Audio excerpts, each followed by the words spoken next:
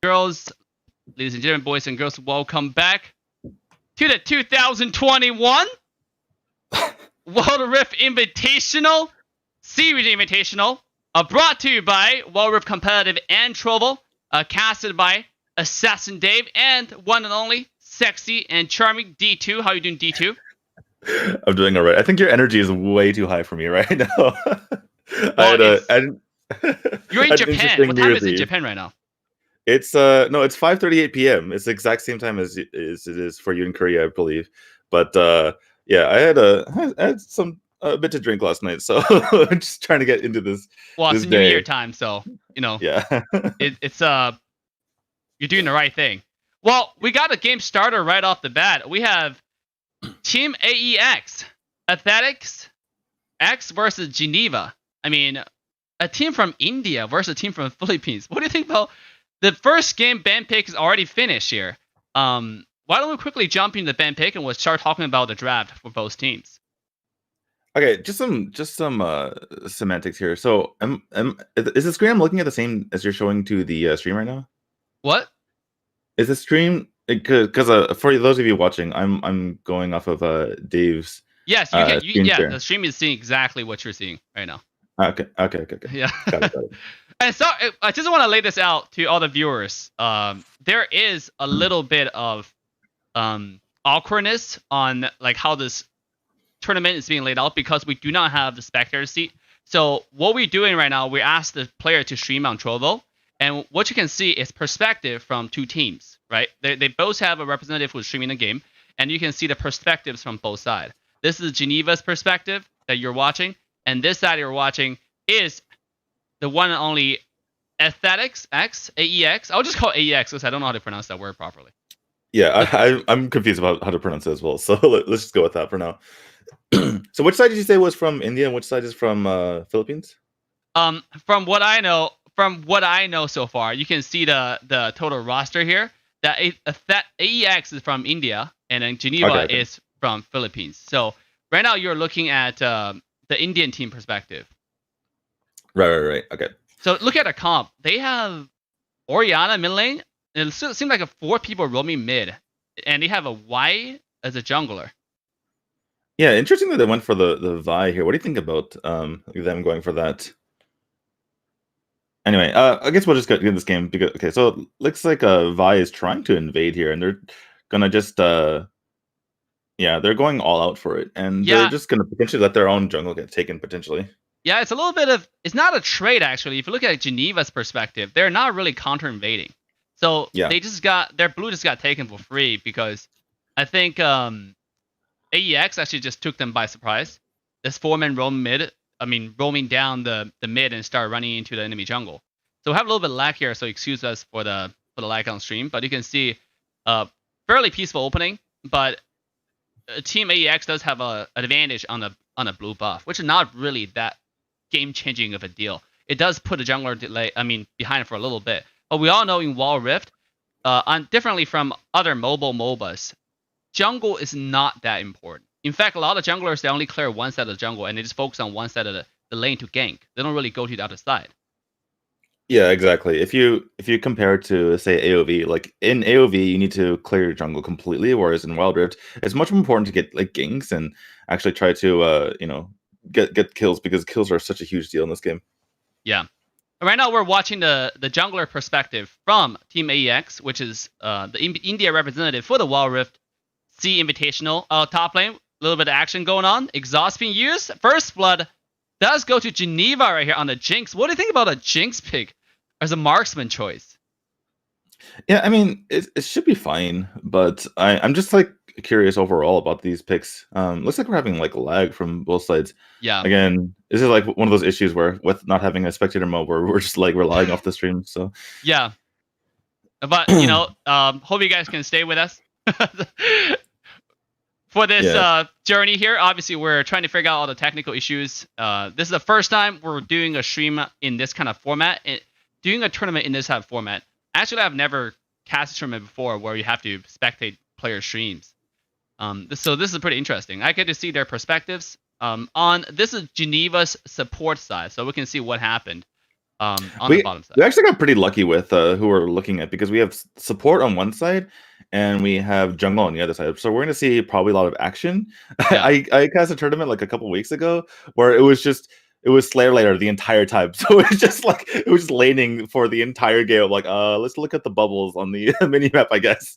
Yeah. It was, yeah. Well, that's a downside, because if we see someone like dying, we don't catch the action right off the bat because we're not the spectators, right? We're the spectators on streams.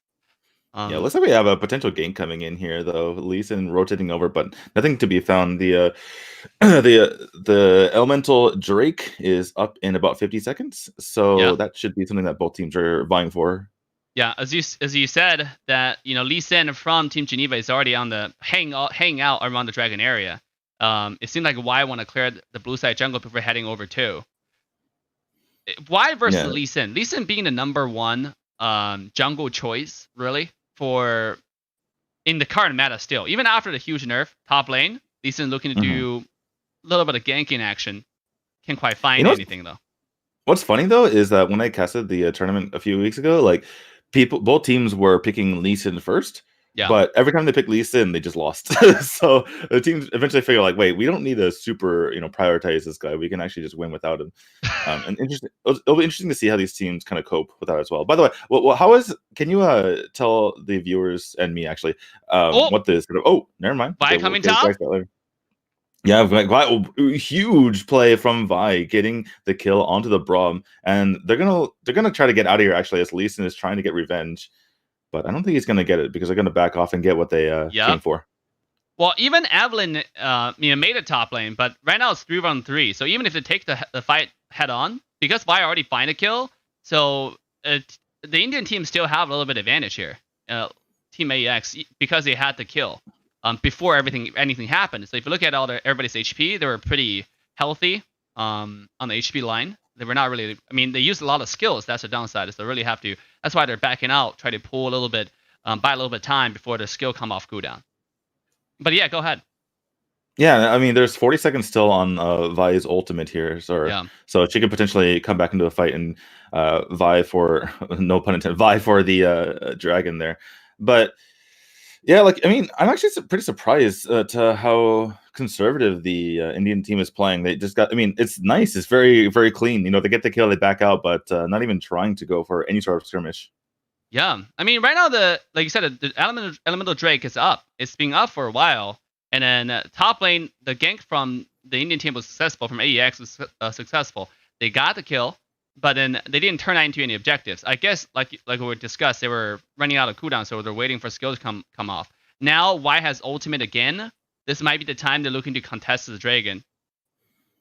Yeah, looks like she's going in for it now with the Blitzcrank just kind of being the the human ward there to kind of ward people off. But they they see they're being spotted. There was a ward there that was tracked there by the Vi, and they're just going to back off again. Very just super conservative play from both sides here. Yeah, in ranked games, the jungler would just go for it. I think in a 5v5 competitive environment, it's both teams are very organized. They know you're a contestant dragon. Oh, the hook connects onto the Jinx. Nope. Vi coming in, getting the knockup, but they're getting jumped back on, even though she gets her ultimate off. She does no damage. And now they're just getting pushed into on their turret. Oh, they're all extremely low. And there is the kill onto the Vi. Blitzcrank goes down as well. Draven's in trouble. He's about to fall. He does fall. And no death other than the Lee Sin on this side of the Philippine Geneva team.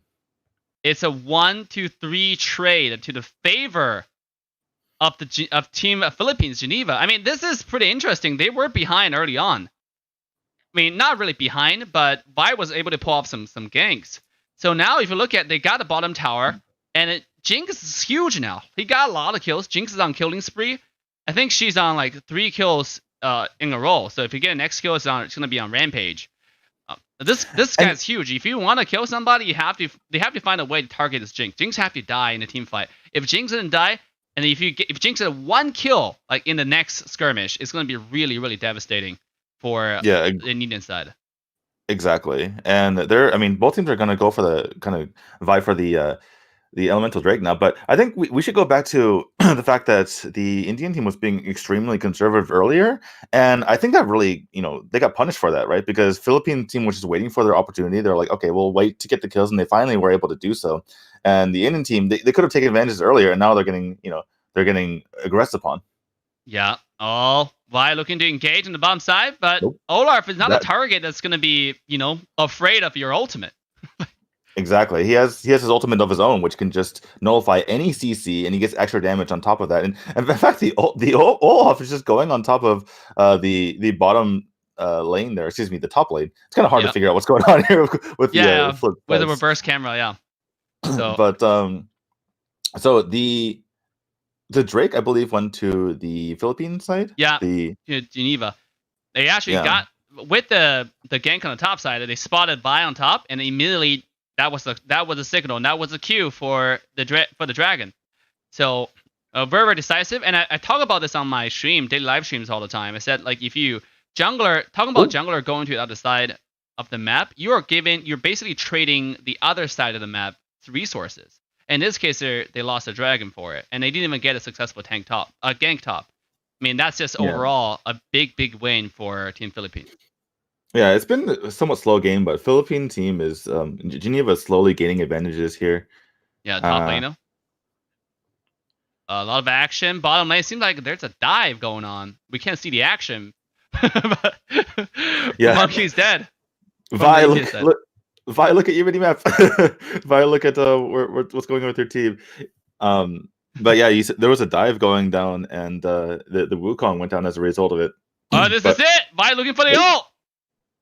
Yeah, she goes in, gets the ult, but there is the stasis coming out from the Jinx, and that means that it's going to be Vi's death instead. The Orion is extremely low as well. That's where you take a look at the item screen there. Yeah, it's a 1-2 trade. Jinx actually bought an early stasis enchant Hourglass, aka. I mean, that is interesting. Trading damage for a defensive item, because Hourglass is not cheap. It's a 500 for the boost, 500 for the level 2, and you need another 800 gold to make it a stasis enchant. You can see right now she only has one item, which is Bork, Blade of Rune King, and then she goes for. I mean, she actually have two items now because all the skirmishes they win. Well, it's like you said earlier, right? She was able to get an advantage, just gold wise. So I think she just went for the safe route because that way she can continue to farm and stay ahead rather than being aggressed upon and potentially giving the game away. Yeah, I mean, right now, like looking at the direction where this game is going, what do you think? What do you think the Indian team need to do? What do you think AEX need to do at this point? I think they just need to start being more aggressive. I'm trying to get back onto the Jinx like they were trying to do earlier. But yeah, bottom lane is getting aggressive upon. The Wukong goes down again. He seems like he's a major target here for for Geneva. The thing is, once Olaf gets a lead, you can't do anything to him. Oof. And this might just be another suicide. Brahm's ultimate comes out. Yeah, I don't even know what Vi was trying to do there, but she gets taken out, and Braum and Olaf are still on the chase, but they might get taken out by the. Oh my god, AX actually take out two there. So that's actually a really good trade here for India. Maybe they are on the path to coming back. They traded 2 for 2, but look at what's happening on the other side of the map. They do lose the tier 2 tower on the top side, other side of the map, and then look at Lee Sin already have the Guardian Angel. Vi is just starting to build it. So yeah, can you talk about the Guardian Angel? I feel like every player is building Guardian Angel extremely early. Like Guardian Angel, okay, in case you guys don't know, Guardian Angel is the revival item. So if you die, you come back, and unlike AoE, there's no limit to how many times you can use it. So people just bite extremely early, and they favor that over any other stat buffs from the other items. Yeah, I mean a lot of times for marksmen, because a lot of marksmen now, especially I think it started with Jinx meta, because Jinx is super meta right now. Even now after the Jinx nerf, he's still really really strong because the wave clear is really good, and when you can clear wave, you can dominate the lane, and you can roam to jungle and start dominate other area of the map. So Jinx currently is using runes called champion. I think that rune page allows you to have 10% extra damage to enemy champions. Every time you die, you lose 5% of the benefit. So if you die twice, you lose the entire 10% extra damage. And that's why Jinx players started buying GA first item, because they don't want to die. even if it died, GA, kind of protect you once, give you one time of error. Speaking of that, you can see Philippine team stealing the dragon away. That's the second dragon. It's a cloud dragon. And they got it after 12 minutes. That means the next dragon will be the Elder. And it seems like it's going to be the Elder Inferno dragon. Yeah. Okay, so Philippine team... Wait, no, the Indian team got it, right? This is the Philippine team you're watching right now. Right. Okay. So yeah, Philippine team is continuing just pushing onto these towers and or turrets, excuse me. Okay, actually, I play it in Japanese and they say tower, but in English it's turrets. I'm always confused about that. Is it turrets or towers? We know what you're talking about. Yes. Oh, I know. Well, there's a hook going in, and they not able to secure the kill though. And Brahm's actually perfectly fine. And in fact, the the Indian team is taking a lot of damage. Yeah, they are. But look at Vi finishing at GA. When you're behind though, if you finish GA, it can be good or bad. Oh, Lee Sin getting spotted by the sweeper right there. Vi found himself alone. Yeah, she's getting just knocked up left and right. She already used her ultimate as well, so she can't really engage. But she does have that Guardian Angel, like she said, trying to go back in. So many members of Geneva is extremely low, but she can't really get the kill. She's going to revive, but look at top side of the map though. She's gonna go back. Oof. Yeah, like you mentioned, Evelyn taking the top turret, and that's a huge... She's actually going onto the... Okay, looks like she's going onto the Nexus, but she backed up. Yeah. And a super close fight right here. Wukong goes down once again. Wukong is not having a good time. No, not at all. And in fact, the entire team AEX is not having the best time of their match. Lee Sin coming out 1 HP. He's going in, though. And he will keep the trade, popping the stasis to stay alive. Oh my goodness. So if you guys don't know, his first ability, that thing where he just throws in the Hadouken, the fireball, when you jump back in, they actually have less, or it's the damage is based on how much life is lost. So that's why he was so confident going back in and getting that kill there. And just ballsy play here coming out from Geneva, and yeah, India looking like they're in super trouble. Yep, you can see now Baron being started, contested, and it seems like they will get it for free with multiple members from Team Geneva, from Team AEX being taken down. The hook connected on Braum once again. This is what I'm talking about on live streams all the time. When you have a hero like Braum, one of the best tank in the game, and you pick like Blitz, if you don't get early game advantages, you kind of lose everything. Speaking of that top lane, a little bit more team fights happening. Yeah, this seems like it's just going to snowball like crazy. The Geneva Philippine team is just really pushing on to Athletic X here, and like you mentioned, Braum is just such a good fighter in the front lines, and he doesn't really rely on the hook. In fact, when he got hooked there, he's like, "Oh, thank you for the engage. I actually want to be here. Thank you very much." And that engage become engaged once again. Yeah, this is just completely over. It seems like they're going to be pushing on to all these turrets. 3 dead with empowered minions from the Baron, and they're pushing on these inhibitor turrets. All 3 inhibitor turrets going to die, and probably Athletic is going to die as well. Yep. Looks like the lock is going to be popped, and they're hitting on the Nexus itself. And game 1 will go to the Philippine team, Geneva. Interesting match. Yeah, well played. It was very conservative in the beginning parts of the game. No team really wanting to force any objectives. The dragon was up so long, but eventually Geneva, they saw a couple opportunities. They took their chances and they were able to pull it out. I think. I want to know what you think. Like, I feel like India was being extremely conservative to a fault, right? They weren't really going for anything until they were behind. Yeah. India team was being a little bit too conservative in my opinion. There are a few chances where they could have done a lot more, like especially in the early game when they got a kill with Vice ultimate. I think they could have forced the dragon even when they got a kill and then Evelyn rotated top. Remember the one time? And then their mid lane also came top. They could have fought that because it's 4-on-3. Their top lane's already dead. Even though everybody went top, it's 4-on-4, but they killed somebody right away. So over there, they should have baited another team fight. If they baited another team fight, that could have turned to a snowball that's just unstoppable for the Indian team. Obviously, that did not happen. So once they had advantage, I feel like because they're a little too conservative, they're not able to extend that lead take that lead and turn that into a bigger snowball. Right.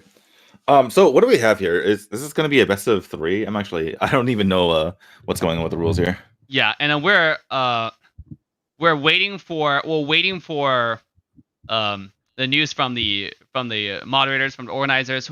Wild Rift competitive. Now, before we step into take a short break right here, and then get ready for the next game, guys. Make sure to follow the Wild Rift competitive. It's an organization that is hosting a lot of tournaments for Wild Rift, and then it's a central place for all things competitive. They host weekly tournaments and events for the community. They also provide an easy way to find a scrimmage and recruit for your team interested in competitive news. They also provide that and show all the current tournaments going on in Wild Rift. So make sure to follow them with the social media links in description, on a YouTube chat and different platforms. With that, and also remember that to go to Trovo.live, because the grand final will be streamed on Trovo exclusively as we're waiting for the next game to begin. We're going to go ahead and take a short break, guys, and I'll see you guys in a minute.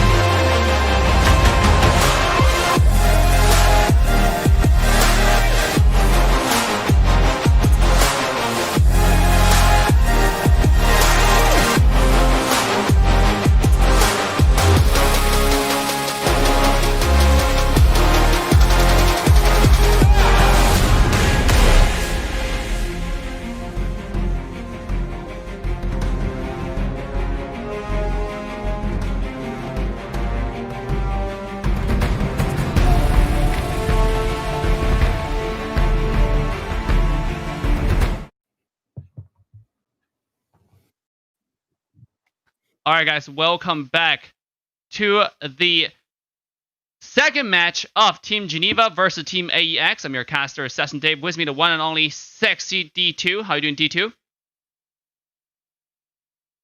Okay, are you still there? Maybe have a little bit audio issues. But Sorry. I just muted my mic because I'm dumb.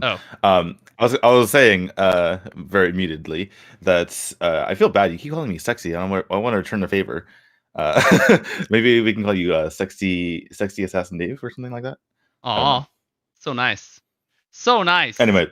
Once again, though, Geneva, they go with a Braum pick. By the way, if you don't know, we forgot to mention about the ban pick scenarios. They're actually picks and bans. So what you're seeing right here is only the picks because we don't have bans in the game. But off the stream, there are actually bans happening at the same time. For both sides, in total, we have Akali, Olaf, Alistar, and Lee Sin being banned away. And that's why that for Team Geneva, the Philippine team, they prioritize Braum again. And they took Evelyn, which is one of the strongest mid lane in the current meta right now. And right now we're watching the team in AEX perspective. You can see that they pick Gragas and they're going with the in-game voice comp. So you can actually go to their live stream on Trovo and hear exactly what they're talking about if you understand it. Yeah, if you're able to understand. But interesting that they went for mainly jungle and then the jungle band and then the Alistar ban as well, with Philippine team picking up the Braun. So it's going to be Braun versus looking like the Nami. So what do you think about that matchup? I feel like the Philippine team has come out ahead again by picking this Braum here. Yep, I do like the Braum pick a lot. Alistar being banned away, Braum has to be the king of the support here. I do not see a better choice. And also there is, like I said, we're watching the both side perspective. There's a tiny delay. As you can see, when we're watching the Indian perspective, there are about I think 20 seconds delayed. Hopefully we can get that solved in the future. Now, this is just technical issues that challenges that we might have to deal with for now. But mainly we're going to look at a Braum's perspective because he's ahead, so we can see more advanced. Yeah, I think for my own sake, it might be better if we just focus on one player, because otherwise I'm like, wait, what's happening? Which team is which? What are we doing? Yeah, because the thing is, we also want to look at the because if one side is kind of posing for a dragon, they're kind of hiding a bush or looking to start something. If we only look at the one team, we don't know what's going on the other side. That's why I switch. Sorry about the confusion, guys. Yeah, but every time I switch, I will let you guys know because yeah, you're absolutely right. Because when I switch, I don't mention it. It gets really confusing for people who are watching. What were we looking at? Yeah, I guess okay. So when we were looking at Solgi here on the Braum, we're looking at the Philippine team. We're looking at Geneva. So that's I think the best way to think about it. We might see another invade coming in from the Indian team right here. They're still loading. So let's just look at Braum's perspective. And then this time, Braum was ready. And looks like they're not going to invade jungle. They're just going to defend their own blue. They have Shyvana as their own jungle choices. What do you think about a draft on both sides, by the way? I'm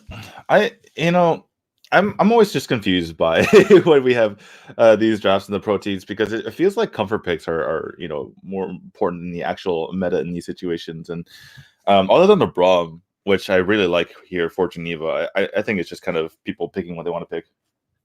Yeah. I mean, it'd be okay. Nami, in my personal opinion, is one of the best range support, mage support. But again, and also Nami, the good thing about Nami that I like is she can actually initiate, engage. A lot of supports do not have that ability. Like the mage supports, they're really good at poking. But if they fail to gain any early game advantage, the game, when they get to mid to late game skirmishes, team fights, they lose all the utility that they have, the advantage that they had. Nami, however, Nami has a big ult, right? He has a big, he can send a big wave that can knock everybody up in a long ass range. Now Braum always has that. After Braum reached level 5, even before Braum reached level 5, at level 1, this is like bar's not the best support in the game. Because if you touch somebody, that's a stun with the team's help. Yeah, it feels like Braum has everything, right? Like he has, the never mind. They're trying to go on a Vi. We can only look at the bubbles here, guys. We can't really look at the we can only look at the mini map, but they are able to secure the kill onto the Vi there. And it looks like Philippine team is already starting to get ahead. Yep. And that's the power of Evelyn for you early game. Oriana was still trying to clear away. Bottom lane though, the tower dive did not go to the way of Camille, and Gragas will take the kill. It's 1-1 right now. But back to what we're saying, Evelyn's so strong. It does kind of help out with the weakness of a weak jungler of like such as Shyvana. Shyvana's early game is really, really weak. Shyvana needs that level 5. She's only kind of useful, maybe not kind of useful, like okay useful when she has ultimate. Knockup did not connect. Yeah, it's just I'm just laughing at how this Braum is just right in their faces, just being so aggro here because he is again, like I was mentioning earlier, he can just do everything. He can, he can poke, he can get in their faces, he can engage. He seems like the perfect support here, although he is getting a bit low, and Ezreal didn't really follow up on his engage in that last situation. Yep, and stay in the back. Seems like you're looking to engage. Bubble does connect, and Evelyn actually jumped on the mini and flashed in with the ultimate to finish off kill. Can it find one more? Israel still actually does not have the ultimate anymore, so they will have to let that guy go. But it looks like Shyvana does finish off one more kill, and they're going to find another dive on the tower. 4-1 yeah, they're able to finally get that kill. Took so much effort to get that one kill, getting all 4 members up into this top side, but they're gonna keep going for it. And ult comes out for Braum as well. They're gonna get one more. Looks like everyone is low on the side of Geneva, so I'm assuming they're gonna have to back off here. Yeah, and we know how important it is for Shyvana's composition to secure a dragon. The dragon, that's Shyvana's passive. For people who don't know, Shyvana has one passive. Means it says get the dragon. Her passive is get the dragon. Yeah, get the dragon. You really have to. And then it seems like right now their team is in a good position to I mean, they have a lot of advantage to get that dragon. Braum's already level 5. He has the locket. And Shyvana almost get that passive fully charged up. Braum just set up a ward around the dragon area. Yeah, so again, just to reiterate, so Shyvana, her passive is she can get the dragon easier, and once she gets the dragon, depending on what dragon it is, it empowers one of her 4 abilities. Yeah. So that's why she really wants to have it. So on top of the dragon buff, she gets yet another buff. Yep. So it's really important for Shyvana to get a dragon. However, the reason why Shyvana is not really prioritized in a much higher competitive stage is because this hero is so weak early game. Like, even though her passive require her to secure the dragon, because if you don't get it, then you basically lose 1 skill. Everybody else has 5 skills, right? 4 active skills, including 1 passive. Where Shyvana's passive is completely depends on whether you get a dragon or not. You get extra damage on the dragon, but if you don't do it, like it doesn't really do anything. Yeah. Speaking of that, it seems like Y is going to start off the dragon now. Oh, the ultimate comes in. Oh yeah, this is a 2v4 situation. Braum's just trying to help Ezreal stay alive, but Braum himself has to flash out, and that's a big win there for India. Finally picking up a decent team fight, and they're going to probably take the dragon as well, unless Shyvana comes over. She is actually trying to join in on this fight. The dragon is extremely low. Who's going to be able to take it? Braum's getting in there, and the Vi takes it. Can Geneva make a fight out of this? They actually get the Vi down. Braum falls, but he is a good sacrifice because the rest of the team is falling as well. The ult comes out from Ezreal, and 4 members of Athletic X end up going down in the end. It's 4-1 trade to the favor of Geneva. Yes, the Indian team get the dragon, but at what cost? And it's pretty important dragon. It's Infernal Dragon. What cost indeed? Yeah, but at what cost indeed? Like you mentioned, Infernal Dragon is more damage, but they get getting the 4 kills is certainly worth it. They even get the kill onto the Gragas here and get Camille out of dodge. So despite that dragon, I feel like Geneva here is taking a massive lead. Yeah, they are. They even though they lost the dragon because Vi was on the bottom side. This is again. Back to what I said in the last game, when one jungler showed up on the other side of the map, you basically made a statement. Hey guys, I'm on this side now. You can do whatever you want on the opposite side, and that's exactly what happened. That's why they were able to find the 2 kills on top side on the Braum, on our marksman and the Braum, and then they got the dragon afterwards. Even though eventually Geneva made it in time and get 4 kills to trade. But yeah, it feels like the Athletic X India team is just kind upside. of wasting a lot of time top. They are able to get the kill on the Ezreal though, and Ezreal. Oh my goodness, all members of them are extremely low. Maybe Camille and Braum can turn this around. They get the double kill, or excuse me, it's the Evelyn. Evelyn gets a double kill. Can she get the triple kill here? Able to pick it up there, and oh wow, that was a massive turnaround from what just happened. The power of Braum at full display. When he shows up, the entire ground shakes for his presence. That's exactly what happened, right? Like literally, they just 2 versus 4 the entire team. Braum ulted 3 people and then apply passive on them. Evelyn just killed everybody. It was at one point you thought, okay, maybe Kai'Sa can turn it around, but then Braum stunned the Kai'Sa, so even though Evelyn was 1 HP, there's no damage going on her, so she have to. And at the same time, there was nothing Nami can do. She just stayed in the back and watched everything happening. So it's just the difference of the support, I would say.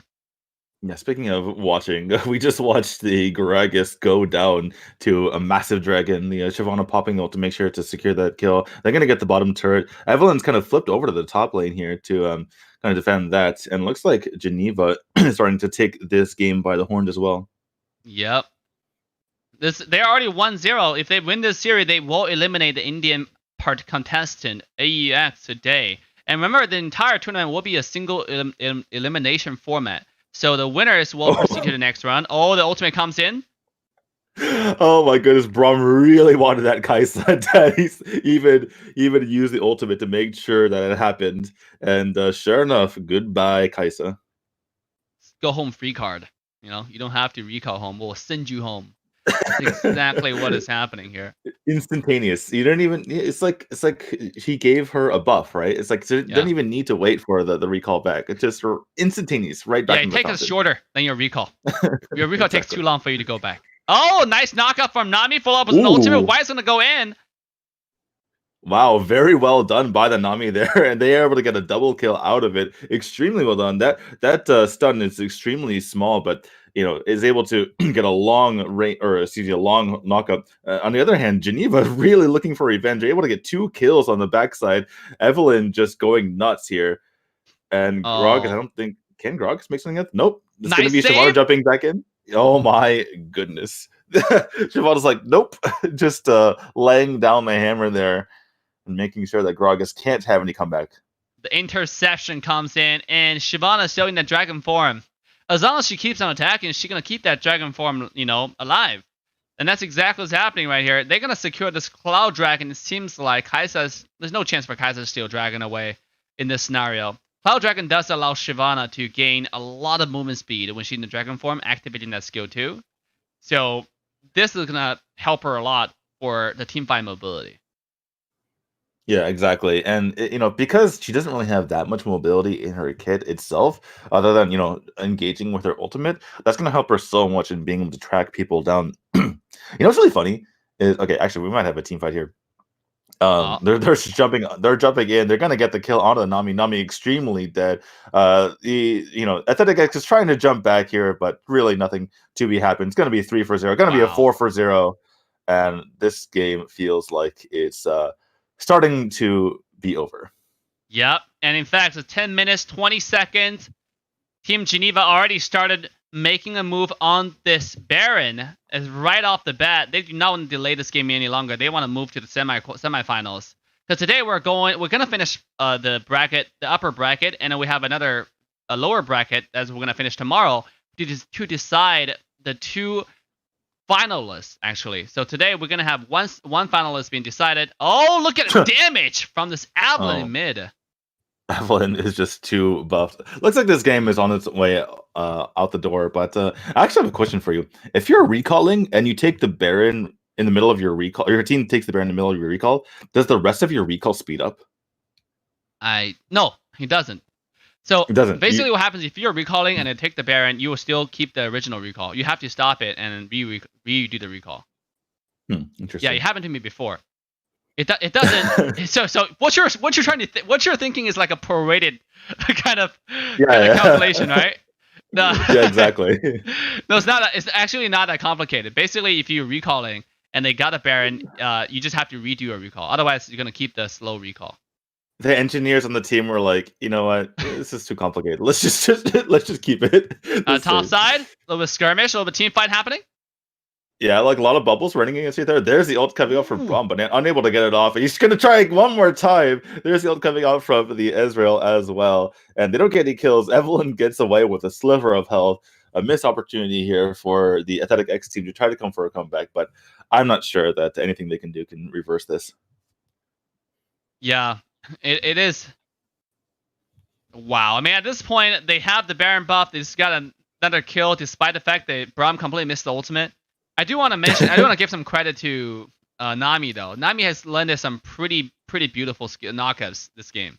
Definitely give their team a chance. But look at Evelyn though, completely destroying this mid lane. This guy's a legendary. He's 26-8. It looks like a one-sided landslide. Double kill for Evelyn actually. Evelyn just like walking off screen, just getting more kills. Like, yeah, you don't need to see. It's fine. We got this. Even just coming in for this as well. Braum making sure that the Ezreal stays alive. By the way, before this game ends, what do you think about the setup for the Braum's button placement? Like, I feel like those buttons are really close together. My fat thumbs can never accurately press those buttons. Okay, this is a player preference. I know that for a lot of iPad players, they like to put buttons like further apart. But for small phone players, they actually like to put them closer. Because we can talk about that later. But speaking of that, look at mid lane. Yeah, I mean, this game seems pretty much over. Everyone's so low, though. I mean, they're going to get the kill on Ezreal. Ezreal's been dying a bunch. Looks like they're going to get the kill on Braum as well. It seems like Geneva is just kind of done with this game. They're like, can we just end this, please? But they, unfortunately, they can't end the game right now. But I think they're going to be able to end it pretty soon. Yeah, but they do. I mean, for the Geneva team, they do lose 2 members. Shyvana's still alive. Now, back to what I was saying, it's just player preference. I really like the function where they allow you to customize position of your buttons. Yeah. Because it's really good. Like, I do something similar, but with a different layout. But I do put all the buttons on the bottom side because I realize I'm more of a thumb guy. So I use my right thumb. Oh, double kill! And they got a dragon. Wow. Very well done there. But yeah, I am really the opposite as far as the button placement though. I have mine extremely spaced out because my thumbs are way too fat. When I started playing the game, I was hitting the wrong button so many times. Same. I do actually hit the wrong button so many times. You actually reminded me to customize them, to change them after this game. This is even though I put them together because I need to hit them. The thing is, I do hit the wrong button like so many times. The flash all comes in. Rampage goes to the jungler. Did Camille DC or was she BMing? She literally just died under the Nexus, just standing there. I think she might have DC'd, but regardless, that's going to be a 2-0 victory here for Geneva. Very one-sided and well played here by Geneva, and we're going to say goodbye to Athletic X. Yep, nice job attempting. A good try. GG anyways. Really good attempt from... Evelyn score. Look at the Evelyn score. 23-09. Oh my goodness. Sorry to cut you off, but like I just couldn't. Yeah, I mean it's absolutely true. Out. This is why Evelyn is so dominating in the high competitive scene. If you play in a diamond rank and above, you will see Evelyn every game. If it's not jungler, if it's mid, if it's not on your team, it's going to be on the enemy team. And you are just praying that Evelyn's going to be on your team. Because if it's not on your team, you're going to have a bad time. Like, you really do. Right. And just to reiterate that point, like I think a lot of people are thinking like, what Evelyn? Why? But they recently gave her a pretty massive buff to her first ability. It's like way longer. And her first ability is on a very short cooldown. You can use it twice, or it goes out twice. And it's just pretty ridiculous. Like the fact that they increased their range by like a third, which is massive. So now she's able to just get so much more damage off and really be viable in that mid lane, like you say.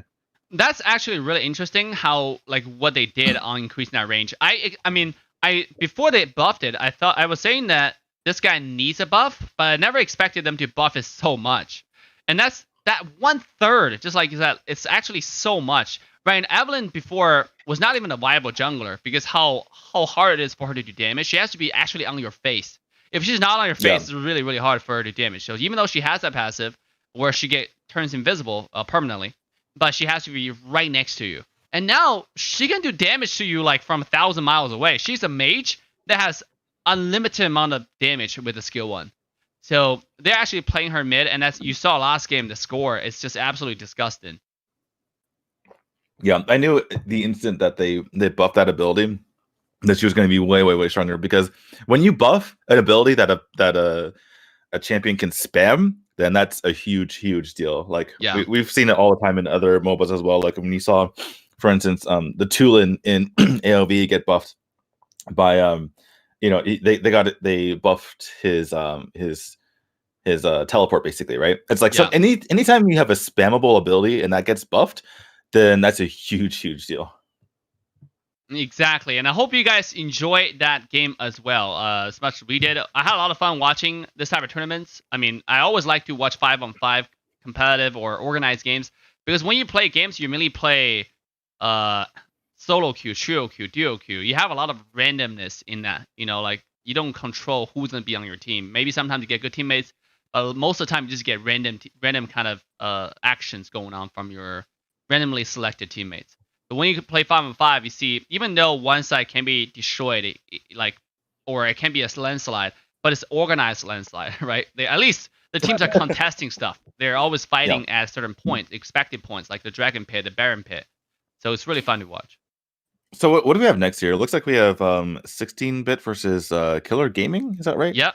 16-bit Gear is actually a Korean team, and the Killer Gaming is Japan. So we have... This is not a completely C region, by the way. We have the entire Asia in this tournament. And tomorrow, guys, just give you a little bit, like you can see on screen, just give you a little heads up. Aether Rift. Right now, a lot of people are saying that Aether Rift is the best team in the entire C region. I have never seen them in action on a 5-on-5 environment, so I'm really excited to see how they're gonna perform in this tournament. And Team GG from Singapore. I've seen Aether Rift. They're definitely very good. I believe that Aether Rift is like the kind of the team of Wild Rift competitive, basically. Like the Tazrun, the person who is kind of in charge of both, is that's his team right there. So they're extremely good. I've seen them before. I'm really excited to see them again.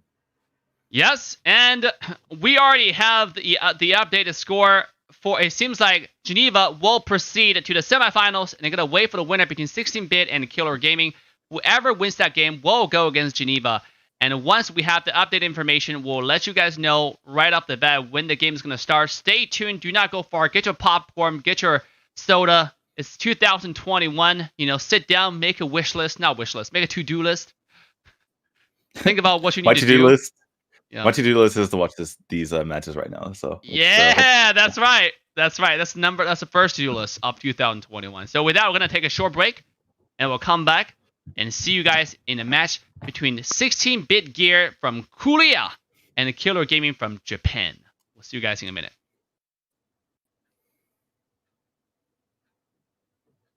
Actually, there we go.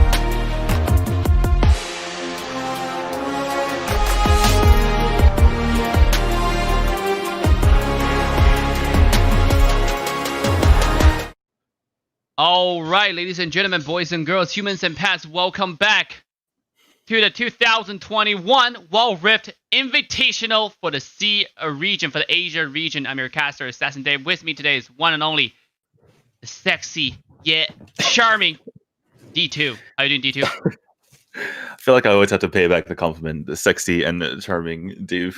Did you say humans and pets, by the way? What? Yeah, humans and pets. Because we got pets watching the stream also.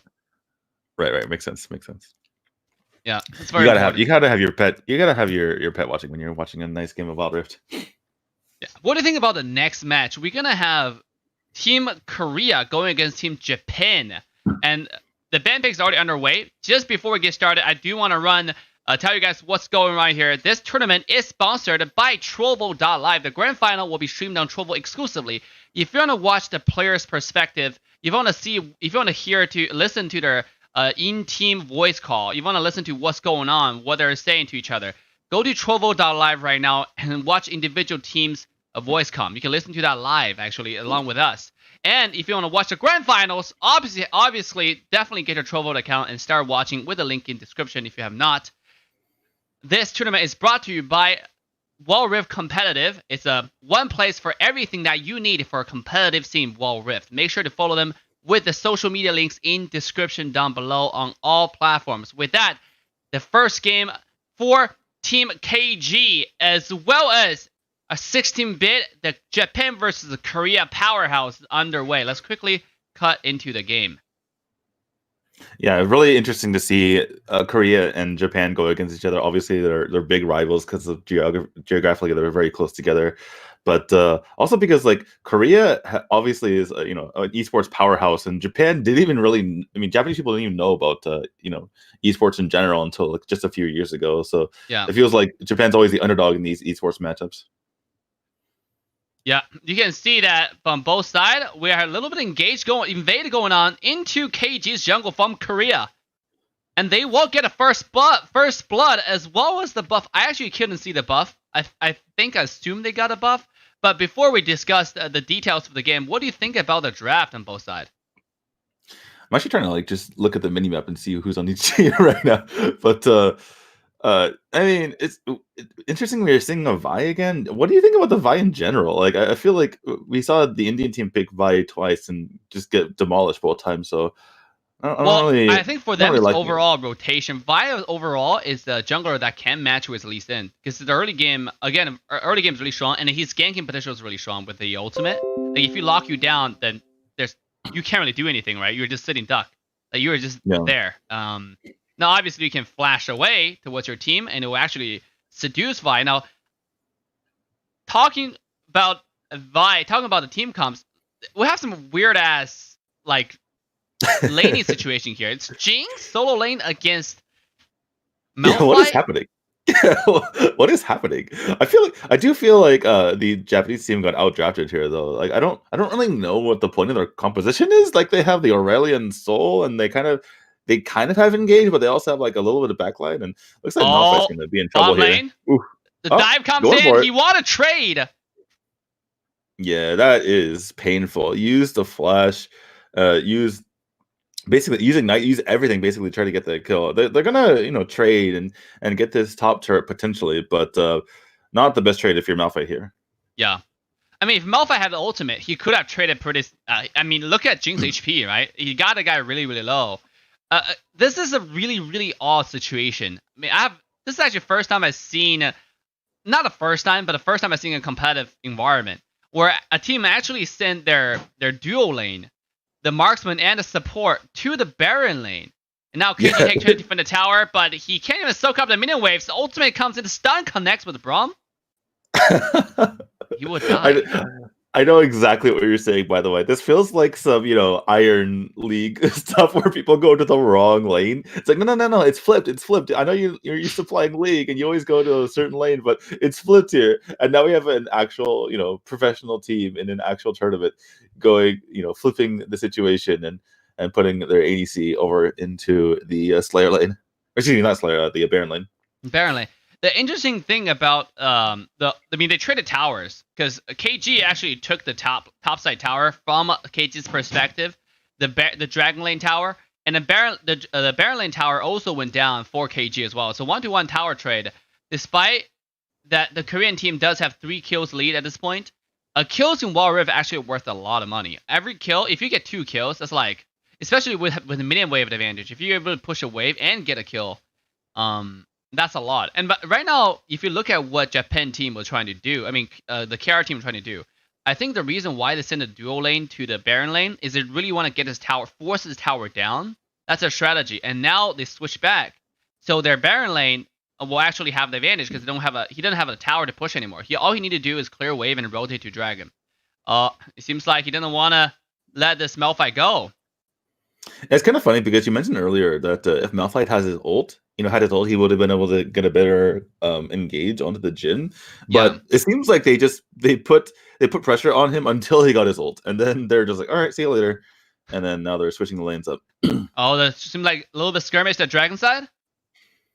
Yeah, we can't really see what's going on. Just a bunch of bubbles. They're going on each other. There was stream delay, and it seems like the little bit of lag here. Korean team has a few low members. Obviously you can see Vi is pretty low as well, but So we're hoping for the technical issue to resolve, but it's not something we can control here. We're really rely on the player stream. if the player stream goes well, then we can. Oh, there it is. Back, I think. There's no spectator mode, so we have to basically just watch player streams in order to do these matches. Oh, and there goes the stream. Okay, so there's a delay. So we're on the Korea side now, but there's a significant delay. So the fight that we just kind of saw, like we're watching this again, like you mentioned earlier. The Camille not wanting the Malphite to go back. So the fight that we just kind of lagged through is about to take place. Yeah. The Korea side does have a little bit delay. We're trying to have that solved, so the both side will have like even stream, so we can see both perspective like live. The dragon fight. This is what happened.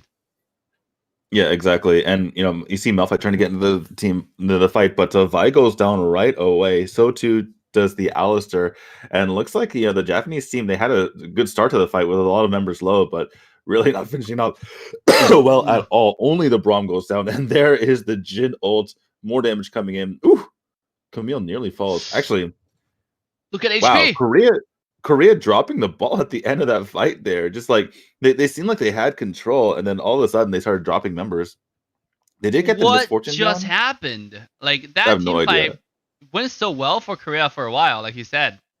But they got over in the end, they still come off on top. Nobody took the dragon. They got a few kills. It's 7-2 overall. Yeah, it was a 4-4-2. They did get a 4-4-2 trade. It seems like, right? Because they started that fight 3-0. So I mean, now it's 7-2. So it's 4-4-2. So I guess it was okay in the end, but it seems like they got a little bit too aggressive. It seems like the Korean team is going to start the dragon once again, and they got it. Oh, bad engage here by the Braum. He's just going to go down, the Alistair. And yeah. But this team, this kind of game is kind of what we expected. You have Alistair going against Braum. Yeah. Air Sniper. The other side is still not off. Waiting for the game to come up. Yeah, restart the stream. Okay. Yeah, we'll just watch the Korean side then. But yeah, Korea pretty much dominated. Korea's team comp just makes so much more sense, right? Like they're really good at engaging, they're really good at fighting with each other. The Japanese team just kind of seems disjointed. Like, how do they even fight? Yeah, I mean, I just really like if you look at their comp is really snowball heavy. You have Jhin, that's really good early game. You have Evelyn, that's really, really, really good at early game. This hero is tier S right now in mid lane. Like nothing else beats Evelyn in mid lane at this point. And on top of it, they have a really good engage from obviously Braum, as we mentioned. They have a really good engage from the jungle Monkey. Right? Wukong is also one of the best initiator because of the AoE knockups, and also he has invisibility, so you can engage by surprise with a big AoE knockup. Yeah, so they basically have double invisibility with the Evelyn and the Wukong. That's pretty scary. The thing I'm worried about for the Japanese team is I feel like they're never going to get to the Jhin. The Jhin can just sit back and poke for days, and Japan is never going to be able to touch him. Well, Malphite, from what I saw just now, at least when Malphite's stream was still up, is look, you can look at his build right now. Malphite is building AP. He just finished Leandre's Torment, So right now, if he lands his combo properly, if he actually hits that ult on the crucial members, ideally, if you land one ult on multiple members on team from Korea side, that would be a lot better from 16-bit. But right now, obviously that's not realistic in actual team fights. Right. So people are gonna be spread out. Yeah, unless Korea just actually made a mistake to actually group up together. Speaking of grouping up, look at the bottom side. Yeah, they're all grouping up to that bottom side. The Camille's just clear wave so quickly, and just starting just from the beginning of the game. If you recall, they were really pushing onto the Malphite, and that kind of prevented him from getting built up. And so now he can't really do anything. Oh my God, Camille going 1v3. The balls on this woman. Wow. I mean, she had GA. Yeah, exactly. Yeah, there was a revive on the Misfortune, and the Camille jumps on her anyway. And by doing that, they're able to use the Rift Hail in the bottom lane to get that turret. So basically, a huge debate here from the Camille, just kind of saying like, "Hey, I'm here. You got to fight me." And then Japan team turns their head and like, "Oh wait, our turret died." Yeah, even though Japan team is really behind on kills, if you look at it, obviously we cannot look at a total economy, a total farm chart here. But if you look at the levels, KG take on Malphite is actually the same level as Camille. Right, so even though they lost the dragon, they lost some map control with the River Scuttle. Speaking of that, more skirmishes in mid lane. Yeah, well, they popped the ult, tried to get something on. That is a massive ball here from the Aurelion Soul. Didn't really do a whole lot, but yeah, the Alistar had to use Flash there. They're kind of just out of position. It seems like the Japanese team seems like they're a bit out of position, and the 16-bit here from Korea is really just kind of pushing their advantage. I mean, next dragon is in 20 seconds, so they really have to figure something out. Because if they lose this dragon, if Korea team is able to get a next dragon, just a quick timestamp for everybody, like a knowledge moment. If you get the dragon down before 12 minutes, you're gonna get another dragon before Elder Dragon shows up. But if you fail to take down the dragon before 12 minutes, you're only gonna get total 3 dragons overall, including Elder Dragon. Now more skirmishes in mid lane. Alistar. Oh my goodness, Alistar out of position again. He goes down, and they're trying to get even more, trying to push in onto this mid tower. Only Alistar goes down in the end.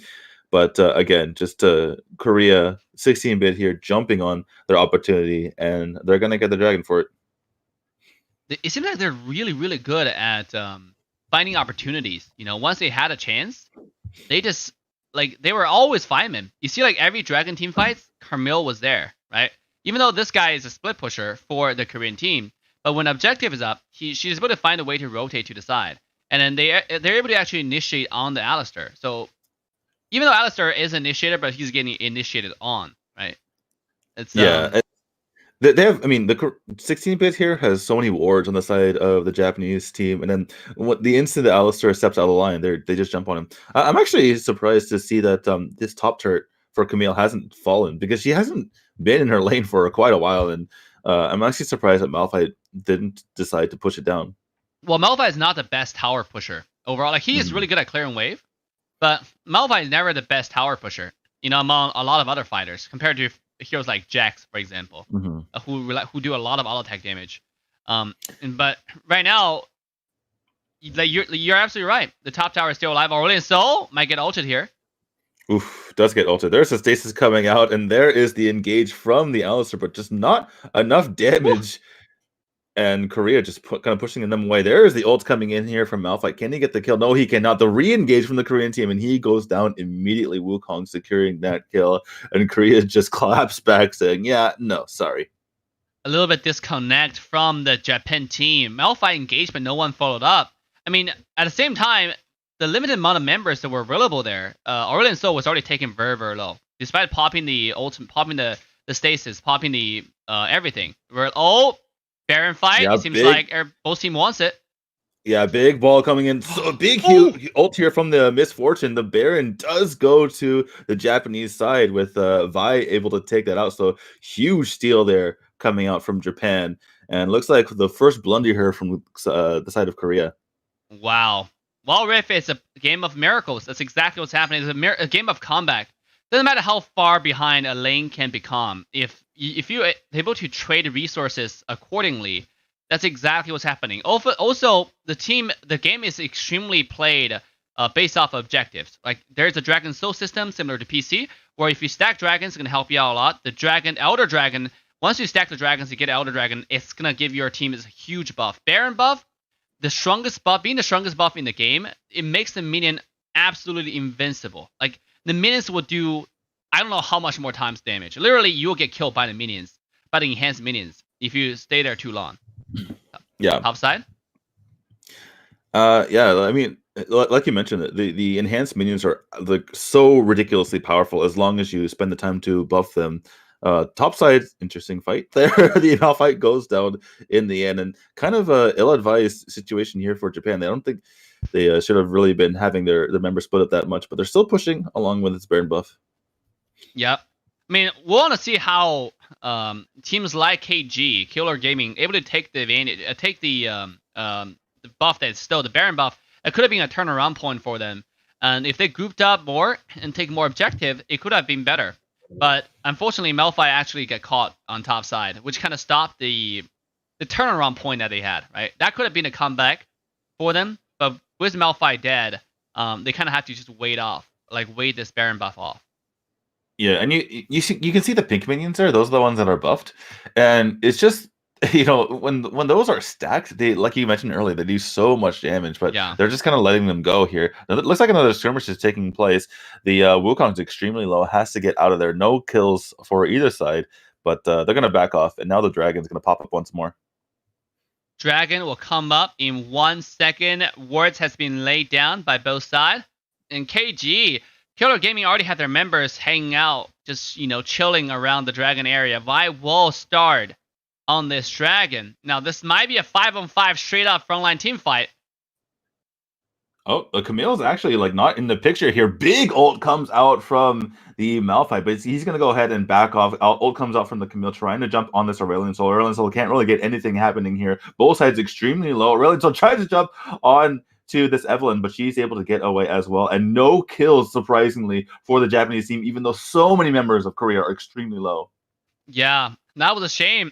The Japanese team got themselves low, and they also lost a member, lost their jungler, which is the most important element, the piece of the puzzle for this Dragon fight. And now without Y, they'll have to back off. That's another Dragon to the Korean team's pocket. So, look at Aurelion still coming in. I think that's going to be a dead Brahmin. Indeed, it is. So very well done by the Aurelion Soul there. Korea just, 16-bit biting up more than they can chew.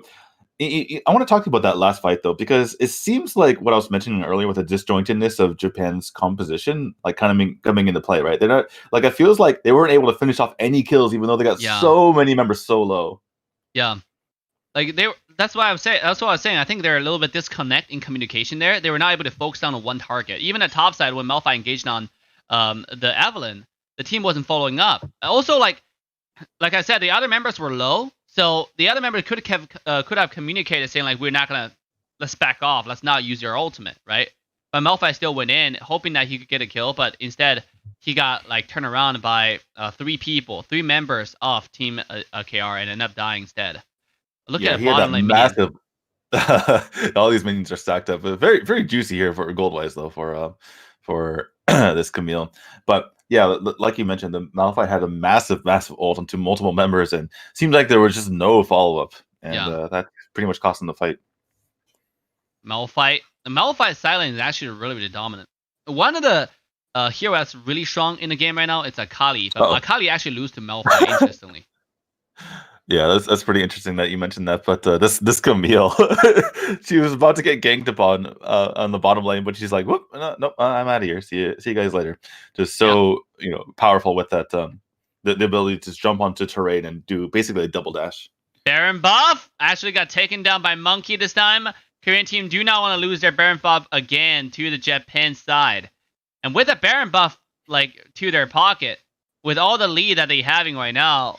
I mean, I want to see how many towers, or maybe this be a one last push from the Korea side. Are we going to see the end of the game, or can Japan team hold their line? Yeah, it's pretty interesting, right? Because if you look at the turret situation, Japan actually has more turrets than Korea somehow. Even though this is a 13-4, even though Korea has basically gotten every single dragon. But like you mentioned, now that they have the Baron buff, we're going to see a lot of Japan turrets going down now, I imagine. And excuse us for the game sound, by the way. We're watching the stream from other players' perspective, and then obviously one's a Korean team, one's a Japan team. They actually don't have sound on. Also, they're gonna be communicating in their own language. So if you unless you understand Korean or Japanese, for us on the from a stream perspective, I had to turn the stream sound completely off, because right now in the game we do not have spectator seat. So when you watch tournaments, when you watch competitions, it's gonna be there's not even not even coaches can watch the game, right? Because you literally can record it from a third god view perspective. But you don't have the spectator mode, so you can't really be an observer. Essentially, we're just watching the players from their own perspective. 16-bit here, the Korea side not doing that well, taking down turrets. Finally, they'll get this middle one, but yeah, I mean, what do you think about this? They're doing a really poor job of taking these turrets down. They still have a little bit of time on the Baron buff left. It's gonna disappear very, very soon. You can see the timer on the Baron buff on the bottom side running out. But you're absolutely right. They were able to get a few towers. Like I think one tier 1 tower down mid, one tier 2 tower down bottom. I think they're playing it safe. Also, they were splitting up a little bit too much. In my opinion, once you get a Baron buff, if you just do 4-1 split, get one side of the lane kind of pushed up to your favor, where it's pushed to an enemy tower, and then you group up as 5 people to push down one side. I think that should give you a massive lead. Because Baron buff in this game was mentioned multiple times and way too strong, but now more team fight in mid lane. Oh my goodness, yeah, the Alistair tries to go in and get a massive ult, but doesn't get much out of it. There's the ult from Camille coming out, and Korea seems like they're just mopping up. Very bad team fight here from Japan. 2 already down. The rest are going to fall, and that is a 4-4-0. 4-4-0 trade for Korea's favor. Only one person survives, and that person is going to be the Vi on jungle. So Vi is not going to defend against 5 people, so I think this is going to be a running down mid moment for Korea right now. In fact, that's what they will do exactly. Yeah, that's going to be game over. So the game went from Korea just like dominating the entire time, but not able to finish or not able to push their advantage. And then suddenly Japan takes a bad team fight, and there is the game. 7-1 Evelyn. What do I say about this hero? People need to pay attention to it. Right now, the Philippine team has taken it twice, and they won 2 games. And the Korean team is taking the first time. Remember this elimination games, right? Single elimination bracket. If you win one time, you proceed. If you lose it, you're done. And people really need to pay attention to that. There are 2 bans per game, so they should consider either banning that or prioritizing taking that, in my opinion. I'm actually interested in how you think they played the Jin, because the Jin ended that game, I think it was like 7-0-1 or something, or 7-0. He had 18k gold, the most in the game by far, and they were able to build him up by putting him into advantageous positions, right? They put him against the Malay at the beginning, yeah, and then they kind of just rotated him around so he just continuously get gold, and I feel like that was pretty huge for them. Yeah, let's see about that is actually a very interesting strategy. What I want to see is, are they going to pull that off like continuously, right, consistently? Because if you do it one time, it might surprise your opponent. But if you're able to pull the same strategy off, that means it's something that you have been practicing. Now, obviously, if you do the same thing, now you give enemy team more time to prepare, because now they have finally tried it, right? To see like, oh, this is what you do, right? You want to take the Baron Tower first, blah, blah, blah. So you give your enemy team more time to react, think about strategies, all that stuff. Still, from a viewer perspective, I do not know if is this something that they constantly practice, or it's just like something they randomly want to do. Right, so are we gonna see them doing it again, or if they do it again, is Team KG Killer Gaming gonna do something about it, or just let 16-bit continue to run with that strategy? What I'm curious is whether or not it was something that they did something that they did with just having Jin, or if it was an actual response to the Malphite. Like maybe they thought that, okay, Malphite's really good in the mid game with his engages using his ultimate. So what if we just shut him down early, and then he can't really do much? Like you saw, in one of the mid-game fights, the Malphite engaged, and normally he can just kill someone by himself or kill multiple people by himself. Yeah. But they weren't able to finish anyone off, and I think that might have been because he was shut down so hard in the early game. Yeah, because they were constantly the downside about what they did is the enemy can do the same thing to you, right? And what might be even riskier is you saw what happened. They traded the tower initially, where Malphite lost the tower because they were 4-man bottom, right? They send Camille to the top side to the dragon lane, and they had 4 people on the Baron lane and pushed that tower. But at the same time, Japan team didn't actually just give the tower for free. They traded the tower. They just didn't get a kill on Camille because Camille was more prepared. Malphite didn't know they're gonna do this, right? And put all this resources onto him to take him down, to force him to make sure he didn't farm. Whereas Camille actually know this is the strategy, where she's more prepared. She will be able to ward properly and get away properly. So she didn't actually feed that much. Where Malphite was not able to farm at all. When Jing was level 6, Malphite just turned level 4. That's how limited he was. But this game, if they do the same thing, maybe KG Take, which is KG's Baron laner, can be more prepared. And if they trade like that, imagine trading a Baron lane tower for a Dragon lane tower. If your Dragon lane is free farming, because like I said, it's enemy can mirror exactly what you're doing. If KG gets farmed, but this time on the Dragon lane, it's actually better for them to secure the first dragon. Taking the first Dragon lane tower down. Yeah, and just to kind of continue your point there, it's better. There's a reason why there's 2 people in the Dragon lane, right? There's a reason why that's basically the way you're supposed to play the game. Yeah. And that's because the dragon is the major objective in the early game. So if you take down the turret in your opponent's Dragon lane, then that makes it so much harder for them to actually contest dragons, because you can get chased down way into your side of the map, whereas you can't do the same to your opponent. That's why getting that turret is so important. So I agree with you that it's definitely a risk, and they gave up the dragon turret, which is not ideal. But what they're able to do, I mean, I think part of it, the reason why they went for it is because they had Camille, right? Camille can run away from, or she's just so much more nimble in trying to track her down and trying to kill her is just so much more difficult. So she's able to defend her lane a bit better than Malphite's able to do against multiple champions. Yeah, and now we're trying to obviously, we got some feedbacks to call the team name more. So we're saying the Japan team, Korean team, because that's where they come from. But obviously, it's Killer Gaming from Japan, and it's gonna be 16-bit esports from Korea. Okay, just want to make that very, very clear. It's 16-bit versus KG, where KG is from Japan, 16-bit is from Korea. Very exciting matches. Like, the good thing about Wild Rift is that even though we're hosting community tournaments, and then we don't even have spectator seats, but already you're watching international clashes, right? Clashes between multiple regions, which is really fun to watch. I just like that they made the server, what it was, right? Instead of splitting up the server into multiple, regions, because first of all, it allows for quicker queue times, but also you get all these players, interacting with each other, and the meta evolves in, crazy ways. So I like that so many different countries are in the same server. Yeah, and the second game ban pick has already started. The bans, I believe, are Evelyn, Gragas, and then I'm trying to confirm the last 2 bans. Oriana and someone else. Yeah, and we can see the second game. Also, Lee Sin being banned away, I believe. Lee Sin also being banned away. And after I confirm the last one, I will immediately relay to you guys. Let's make sure that, yeah.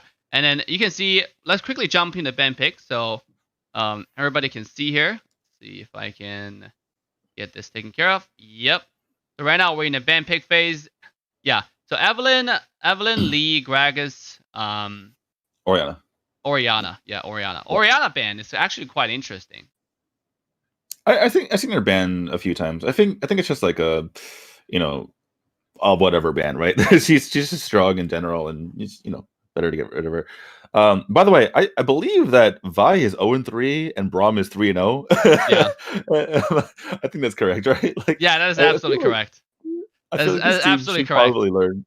I feel like our team should probably learn from that. Well, okay, so I think you're absolutely right. This is a coach's job, but obviously for all the teams participating, right now Wild Rift is not yet at the point where pro orgs. I think Nova Esports is different. Nova already signed rosters, right? Because they want to actually go into the game. But obviously, that is one exception. Nova is the pioneers in mobile gaming, where all the other orgs. I mean, also that's Nova EU, right? Is Nova going to sign another roster in SEA region? We don't know. Coming to all these teams, I do not believe neither one of these teams has coaches, right? Because if you look at basically what D2 just said is, yes, Braum is 3-0. This is the hero that's dominating, right? Also, Vi is 0-3. This hero is losing. So we should look at those statistics and think about which hero should we pick. Even though you're really comfortable with Vi, but we're losing with that hero, so should we still pick that hero? It's not just statistics either. It's not just thinking. I mean, the reason why I mentioned that it's not just because they've won. Braum's won every game and Vi's lost every game. It could be it's doing fine, but it's just a coincidence, right? But when I'm watching the games, it feels like Vi's doing nothing, and it feels like Braum is dominant. You're just watching it like Braum's like just controlling every single team fight, doing everything for their team, and like it seems like Vi is doing nothing at all. So it's not just the statistics. Like I'm watching the game, I'm like, what is the point of this hero, or what is the point of this champion? Then the other side is like, why are they not taking Braum away from this team? It just feels like just visually you could tell what's going on. Oh, bottom lane, it looks like this time for team 16-bit, they're going to start with normally, but they're going to invade into KG's jungle, and it seems like Monkey will get that red buff from KG's jungle. Vi started her own blue, and now are they gonna try to trade jungle? Looks like Monkey's position. Monkey's actually coming to the blue. Maybe they spotted why hasn't started the blue yet. The Ultra Greed. Oh my god, yeah, and they're gonna try to jump on this Vi as well. Wukong trying to get on top. Wow. Vi is only level 1, and Monkey's level 2 right now with Olaf coming in. KG taking a lot of damage, maybe too much, able to make it to the tower safely. Oh my god, 16-bit is just walking all over KG right now. Like, are they're gonna take both buffs of the opposing side? And like you mentioned earlier, like, level 2 versus level 1 is such a massive deal. Just having 2 abilities versus 1 can really just make it so difficult if you're only on that one ability. Absolutely. And also another thing that I noticed is the team 16-bit, they're always on the offensive. Every game they have a plan. They have a plan how they want to start a game.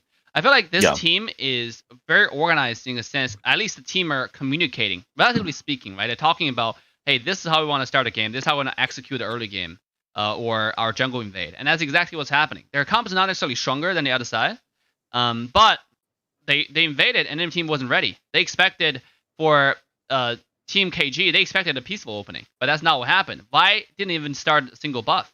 When Monkey came over there, he had a red. It's like you mentioned last game too, right? When we were in the break, you were saying like, if they do this strategy again with loading the Baron side, I wonder if it's going to work again. And to 16-bit's credit, they didn't even do the same thing. They're just gonna keep KG off guard, just off balance. And do something totally crazy to them, and KG's like, wait, what is happening? Wait, now you're doing some other crazy strat where we're on the defensive again, and it just seems like the start of the game really going to a 16-bit side for that reason. Yeah, I expect obviously all of this craziness to be kind of toned down. The more we step into the competitive scene, the longer we have the game, the more the teams are starting to compete against each other. They will start finding a way to resolve this. Eventually, we'll come to a very peaceful opening where you don't really see that much invade. Top side, bottom side, a little bit more skirmish.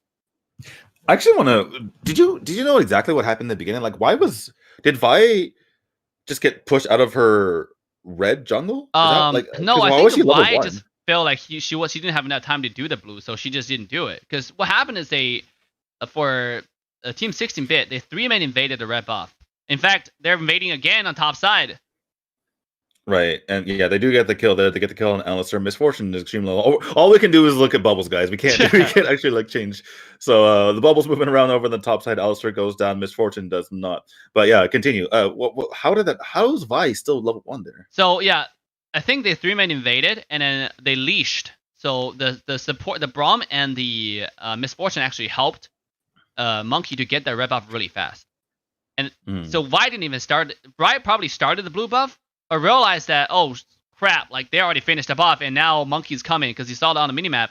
Monkey was walking through 2 towers in mid lane, so you have to kind of just give it up. And by the time when he gave it up, he didn't expect Monkey to actually just dive him along with the mid lane Ari, along with the Olaf, so he just died. I think that's what happened because you have to get 1 buff or 1 small cam in order to get level 2 as jungle. Yeah. Oh, skirmish in blue side jungle. Yeah, the Camille tried to go in with the ult, but just dies herself. It's a huge damage coming out from Aurelion Sol, though. He's really carrying this fight here for KG. They're able to get the kill on the Braum as well. And Olaf is going to fall on top of that. Ari's extremely low. Wukong's going to go down. Wow. What was this fight? KG just really bringing it back there. Team KG putting themselves back on the board with that team fight. The invade actually went south. What a great turnaround by their team. They were ready. Obviously, we cannot see the better picture that I would want to see, the bird view, right? See exactly what went down, how were they ready for it. But this time, Team KG was ready, and even though they're on the defense, but they played defensively aggressive. I don't know if that's a right description for it. They were ready, basically. Good counterpunching. Yeah, good counterpunching, exactly. But the Dragon will go to Team 16-bit, though. I feel like that entire team fight was won by Aurelion Sol. He got so much damage when he came in on multiple members, and that just made it so difficult for 16-bit to continue the fight. Yeah. Olaf on top side. I mean, now Olaf is on top side. You can see Misfortune is mid to bottom side. They can try to contest the next objective, which is Rift Herald showing up in 60 minutes. KG take. Will be taken down. Yeah, Camille going down there. He saw the desperation, try to jump to the terrain to run away, but got charmed and got thrown to the ground. Yeah. So now this is a 4v4 situation in terms of kills and deaths. And looks like 16-bit, despite that, kind of disastrous team fight earlier, they're taking this game by the horns again. Yep. And then you can they have really, really, really clear job separation. Olaf for the split push, the person who's going to organize all the minion waves, mainly the far side of the map, right? Wherever the objective is, he's on the other side. To make sure there's more map pressure on the other side, and then KG have to answer it. And now look at OG Vlog, this guy, right? OC Vlog from 16-bit. He is charging towards Rift Herald. He's making sure that his entire team, they have 5 people from mid to bottom side river. They want to make sure they get this Rift Herald. I like what they're doing here. We're focused on objective. He just beeline straight across the map, just like rocking in the river, like it's no big deal. And can he get the kill onto... Wow, he pops his ult in order to avoid being stunned. Very well played by this Olaf. Can he get the kill? No, a little bit. Not quite.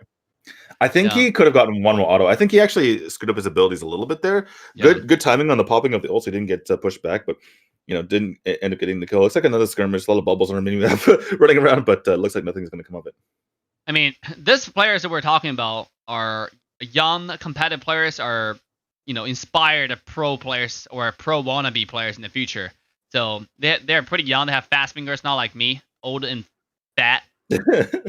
Bottom lane, more skirmishes. Rift Herald being laid out. Yeah, Rift Herald, not the greatest Rift Herald there. It gets a little bit of damage on the turret, so maybe that's all they were hoping for. Might have been better to go for this mid turret there. Yeah, but they do get some damage, and they're gonna back off. But anyway, like don't talk about old and fat. That's my job. That's my my lane. Because you were mentioning how he responded to Aurelion Sol's ultimate so quickly. Because there's for Wild Rift compared to any other mobile MOBA, the skill cast animations are actually so slow. If you play the game for quite a while, you notice the auto attack is actually really, really slow. That every time in between auto attacks, you can walk for quite a bit of distance before your next auto attack is ready. Bottom lane, more action going on. Yeah, well, I was curious if Olaf thought he could get that kill from the beginning. I mean, he even popped his ult to try to get it. And Camille just kind of backed out of there, which I thought she was going to do from the beginning, but kind of worked out for there. Camille, as you can see, she does have the revive item now. Yeah, the Guardian Angel. So that will help her quite a bit. She looks like she's itching for a fight, but I think that 16-bit will give it to her. I think they're more than happy to be like, all right, you want to fight? We'll fight you. Okay, and now with the bottom side, a dragon's coming up in 34 seconds, and this is exactly back to my point with 16-bit. Right, they are now position their entire team around that area. They want to make sure they take the next skirmish around that dragon. They want to win a next team fight, and then they can take the dragon. Everybody's going home to get their item. Olaf is sitting at Black Cleaver. He's sitting almost at the big Steric. Yeah, he's sitting at Steric now. After get a Steric, he'll be almost unkillable. But in mid lane, it seems like Alistair started off the team fight. Yeah, Wukong's not alive to be able to participate there though. So like looks like 16-bit's not really in a good place to take this fight. The teleport coming in from Olaf just to try to make sure that they can take this, especially with the dragon up for grabs. Olaf not really wanting to jump in quite yet, especially Yeah. with a 1v4 situation, but they're gonna jump in at the last second. Can they get this steal? They're gonna Oh, go for Olaf it. coming in.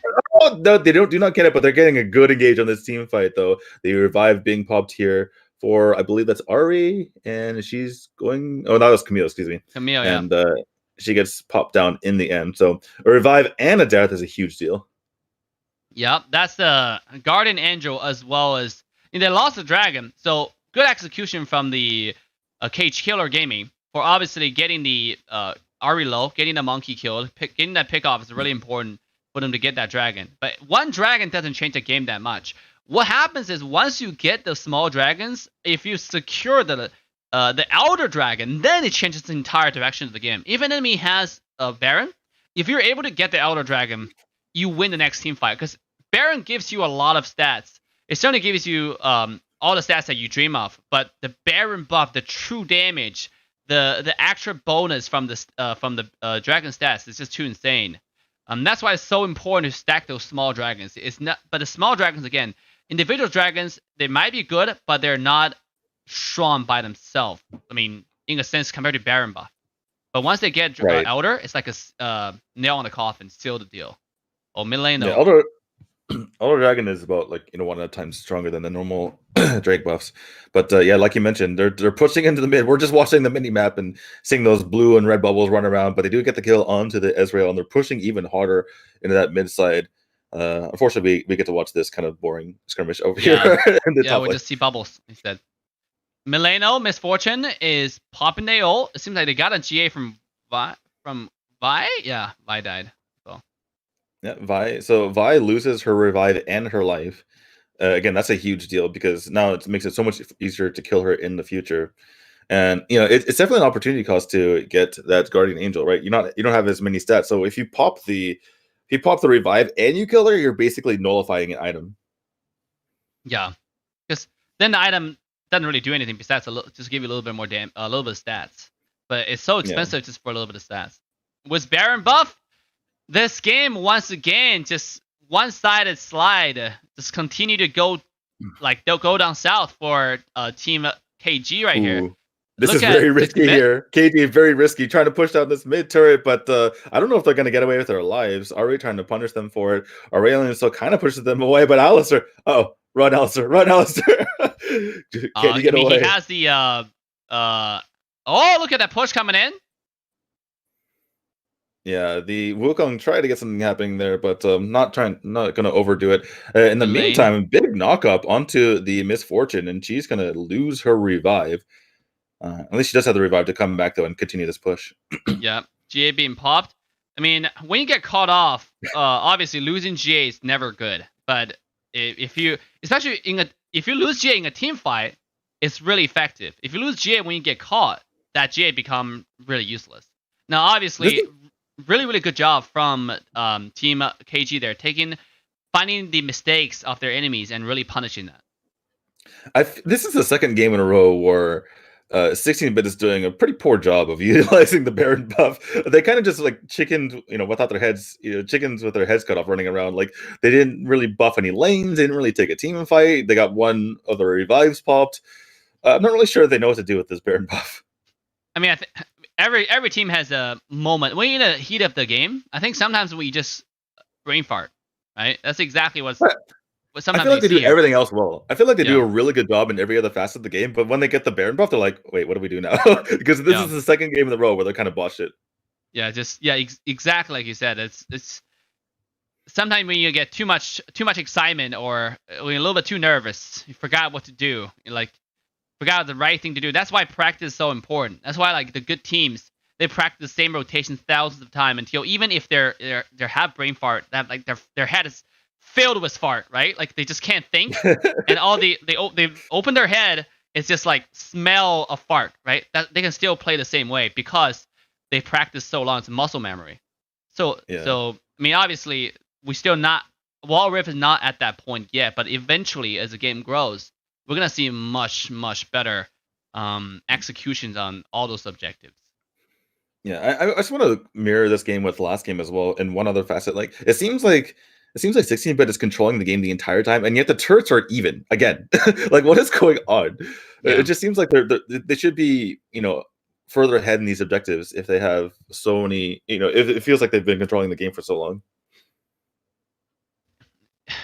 I mean, you're absolutely right on that. That's a really good point to point it out.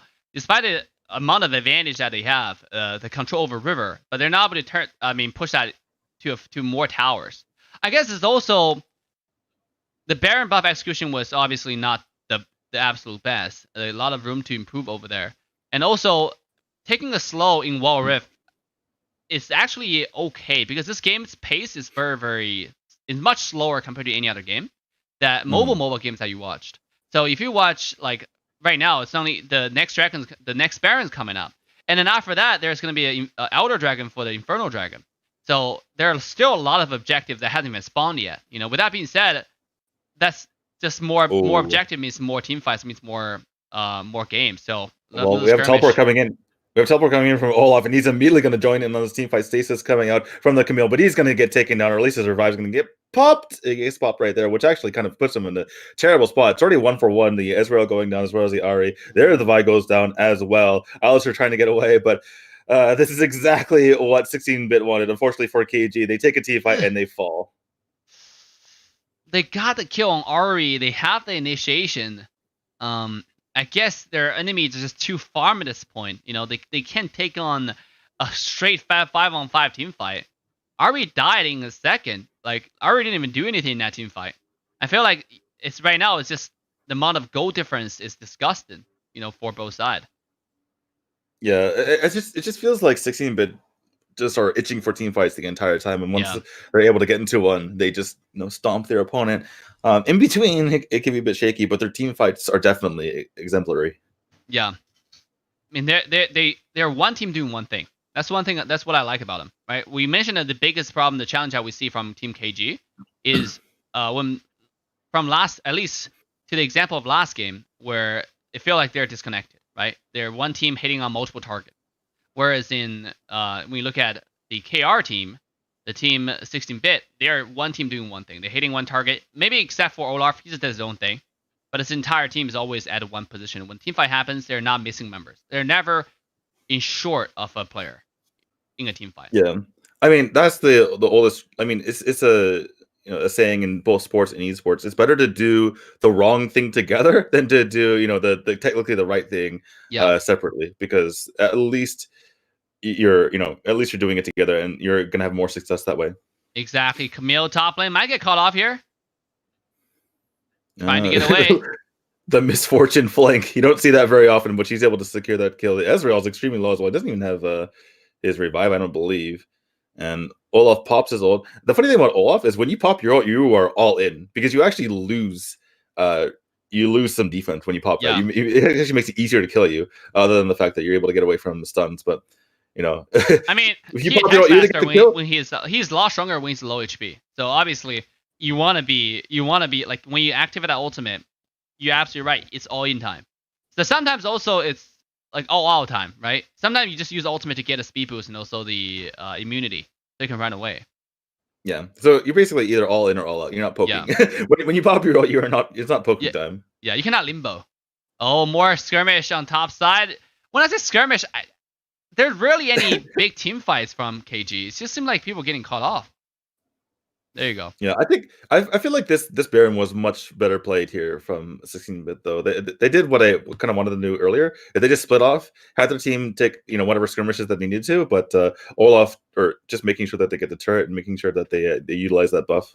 He popping the ult. He ultimate just went ineffective, and they really want this Elder Dragon. Whoever gets this Elder Dragon will kind of control the pace of the team fight here. The millions in here. Look, Olaf's HP though very, very low. Yeah, I'm just watching the Olaf have like a sliver of HP walking around. They're able to get the Elder Dragon. They only drop the Braum, and it looks like they're in a pretty dominant position once again. Yeah, and Olaf is stacked. Look at his like item. He's everything except for one item. He's building I believe Thornel, right? After the Thornel being finished, like this guy's gonna be just fully decked out with items. And I'm so surprised that his revival didn't get popped there, though. He had like no HP the entire time, and he had the ignite on him, and he's just like, I guess I'm good. I guess we're okay here. I feel like that's again. I think another example of KG's is distracted. They need to be focused on one target, right? Obviously, Olaf was kind of distracting them on the side, but they were trying to contest the dragon.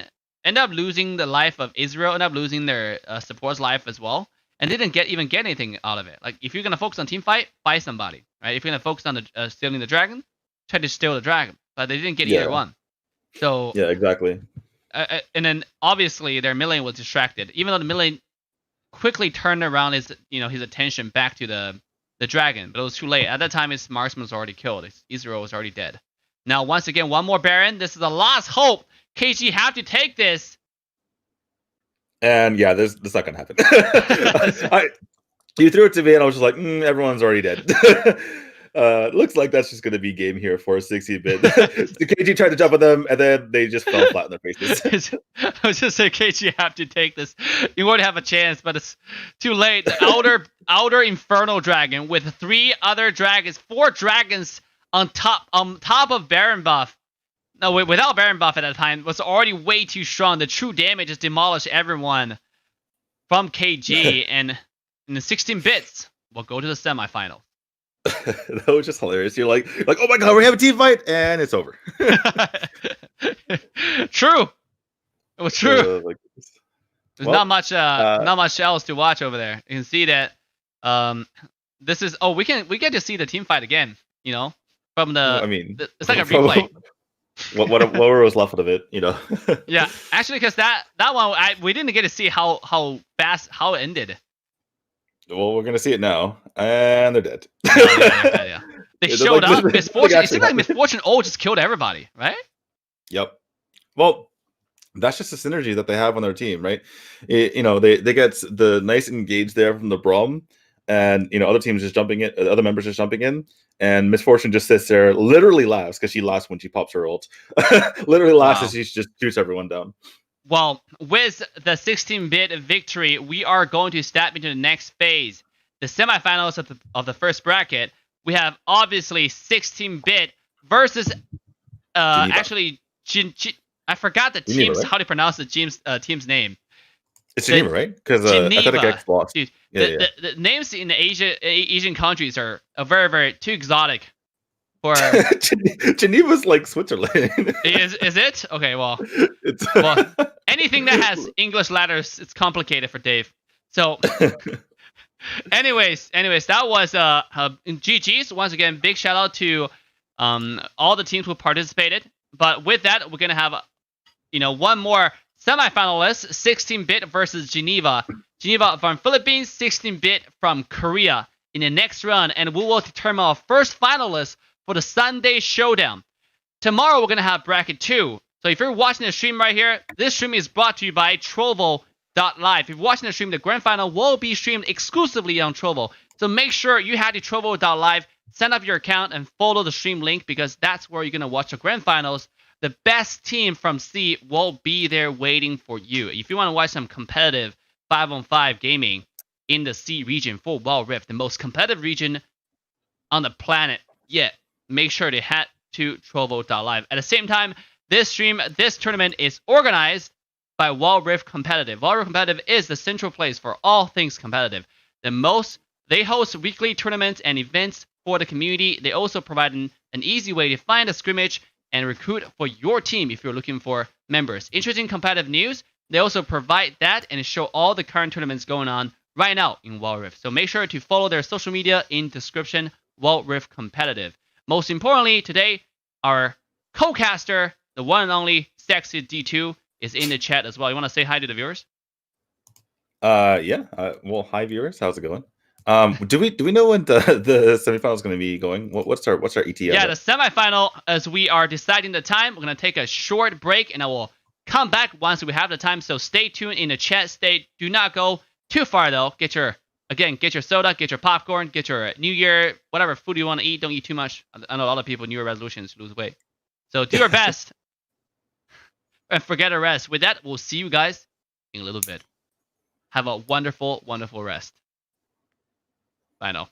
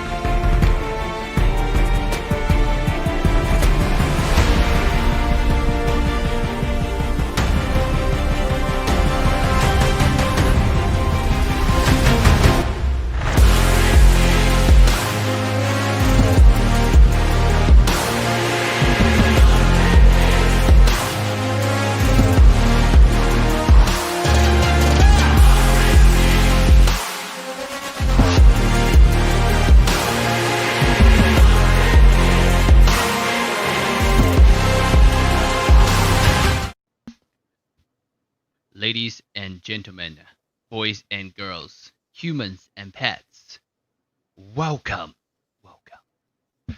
back to the 2021 World Rift SEA Invitational, sponsored by Trovo.live, casted by your favorite streamer, AssassinDave, along with the sexy, charming co-caster, D2.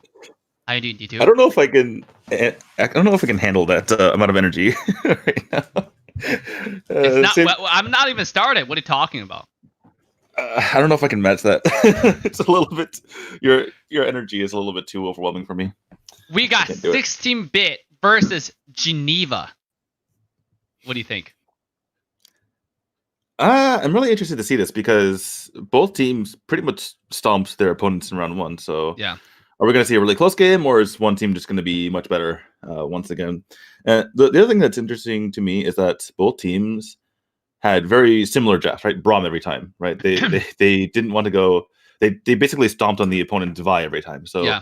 I don't think we're going to see. If we see a Vi from these two teams, I'm going to be mad because they basically just destroyed the Vi from the opposing team. Okay, earlier. Again, you're to your point. You were mentioning like statistically, Vi is a bad hero, right? I mean, at least for the elimination stage that we watched so far today, Vi has been. I think visually too, though. Right? I think visually too. Like, it's just like, what did she do in any game? What was she actually doing that was good? It'd be one thing if she was good and like other champions were the ones losing the game, right? But she didn't really do anything the entire time.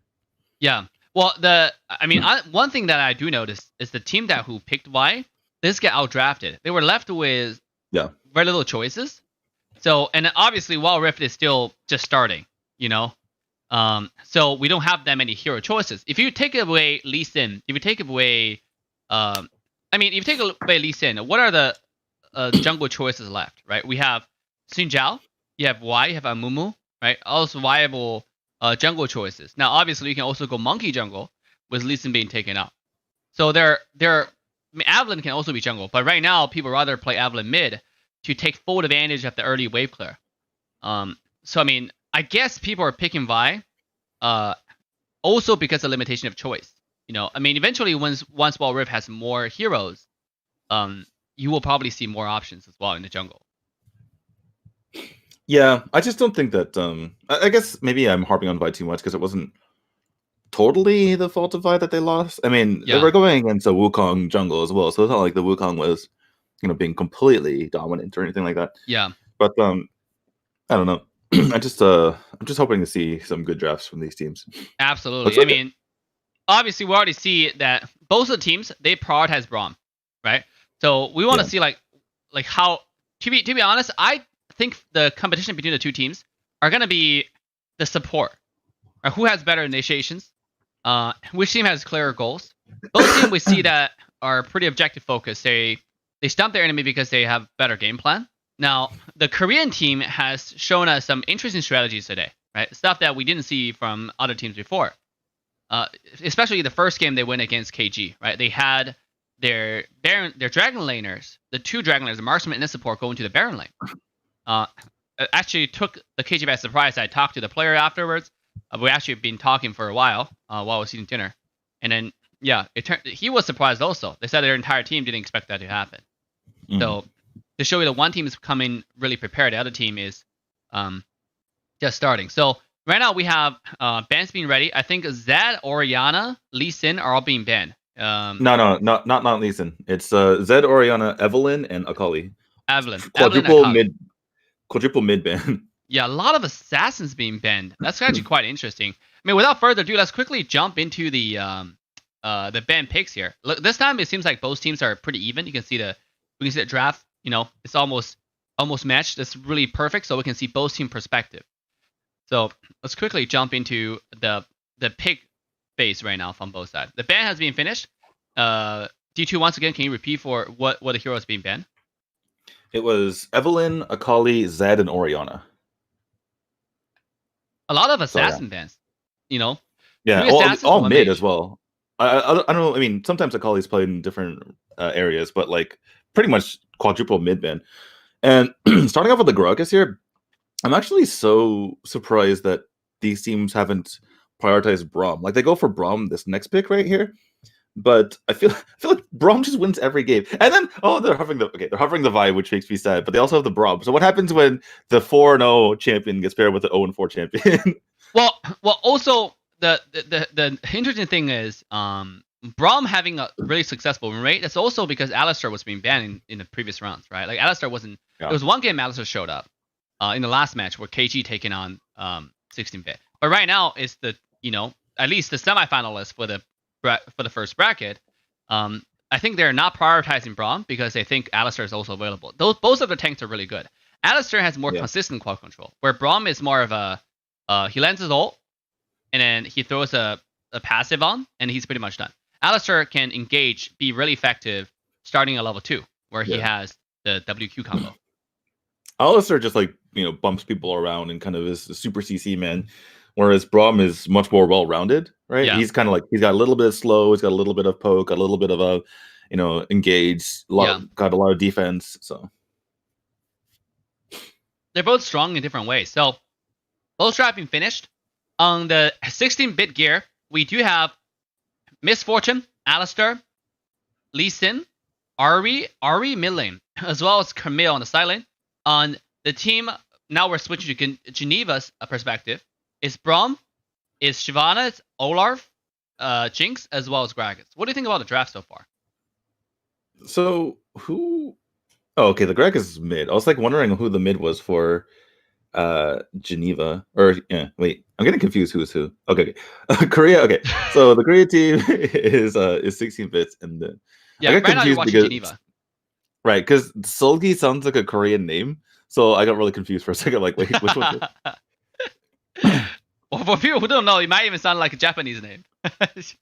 I don't know. Japanese only has 5 vowel sounds, so if there's a weird vowel sound, usually it's well, you're talking from actual Japanese, right? I'm talking about people who only understand arigatou gozaimasu, yamada kudasai, those kind of stuff. Anyways. The draft. Coming back to the question, right? Which draft do you like better? I don't know. There's parts of each draft that I like and I don't like for each side. I'm just gonna go with the team that has Braum. The team that has Braum I like better. True. Oh, 4-man, 5-man mid actually. It seems like Geneva is playing Wild Rift like how they play a Mobile Legend. Let's go down 5-man mid. Probably. Mobile Legend has their biggest market in Philippines. Probably it's affected somehow. Go down mid together. That's definitely something that affects it. Well, also they probably watched the game of 16-bit, right? Though they saw that 16-bit how they treated their opponent KG just now. They had a 4-man invading the red buff. So I guess another reason why the 5-man mid is to prevent that from happening. Right. So if anyone's kind of off guard, they could just kind of exploit that situation. Yeah, certainly makes sense. Because one team is playing, the other team is watching. You can see bottom lane, Misfortune is just bullying this 2 right now. This is why this hero is so dominant in lane. The double tap just does so much damage. Yeah. And you see her; she's doing a really good job of using her passive. For those of you who don't know, Misfortune's passive, she does more damage if she switches targets. Yeah. And you see her going back and forth between the targets, and it's kind of crazy. She has full health and just completely chunking down the side of Geneva.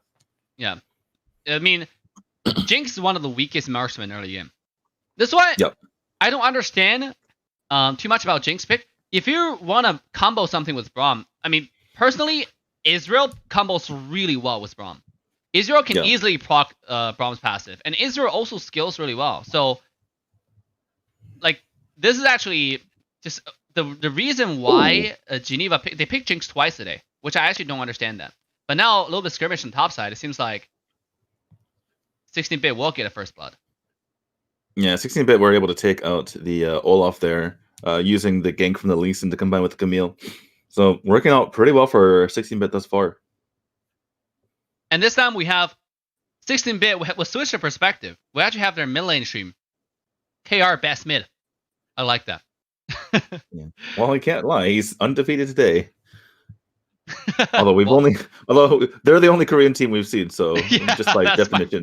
They're the only Korean team we've seen. So let's just take his name. as truth, as facts. I believe it. I trust him. I mean, he said it. It says right there, so we got to believe it. So. Yeah, you have to.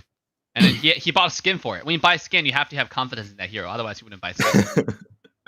Okay, Lee Sin. They might call this Shyvana off guard right here. Top side. Let's quickly switch to perspective where we can see. It seems like Shyvana will get caught off. Yeah, completely just bullied, pushed right back into the turret. Oh my goodness, look at this Alistar just walking straight through the turret. The Lee Sin's going to die for it though. Yeah, you see that's also the reason why Alistar and Braum. Like Alistar wasn't picked much today because it was always banned, like I said. Yeah. But they're strong in different perspective. Alistar level 5 are the tankiest person in the game. He actually has a built-in tankiness where all the other tanks, support heroes, they need item. Without item, there's no true tank in the game. There's no one hero that says I'm just tanky. Where even Braum look like a tank, right? He looks very chunky and all that. Don't let the look deceive you, right? Because it doesn't mean anything. This guy actually can be just squashed in seconds. Where Alistar, he has an ultimate that has a huge damage reduction. That actually means tankiness. Speaking of tankiness, he just got hit by an ult, and there was a flash forward, and he just walked away like it was nothing. He's like, "All right, see you guys later." Yeah, that's why. That's all. Meanwhile, it's 41 right now to the favor of 16-bit. I actually like to watch mid lane perspectives. You get to see because mid lane and jungle perspective are the most important perspective of the team because those are the roaming roles.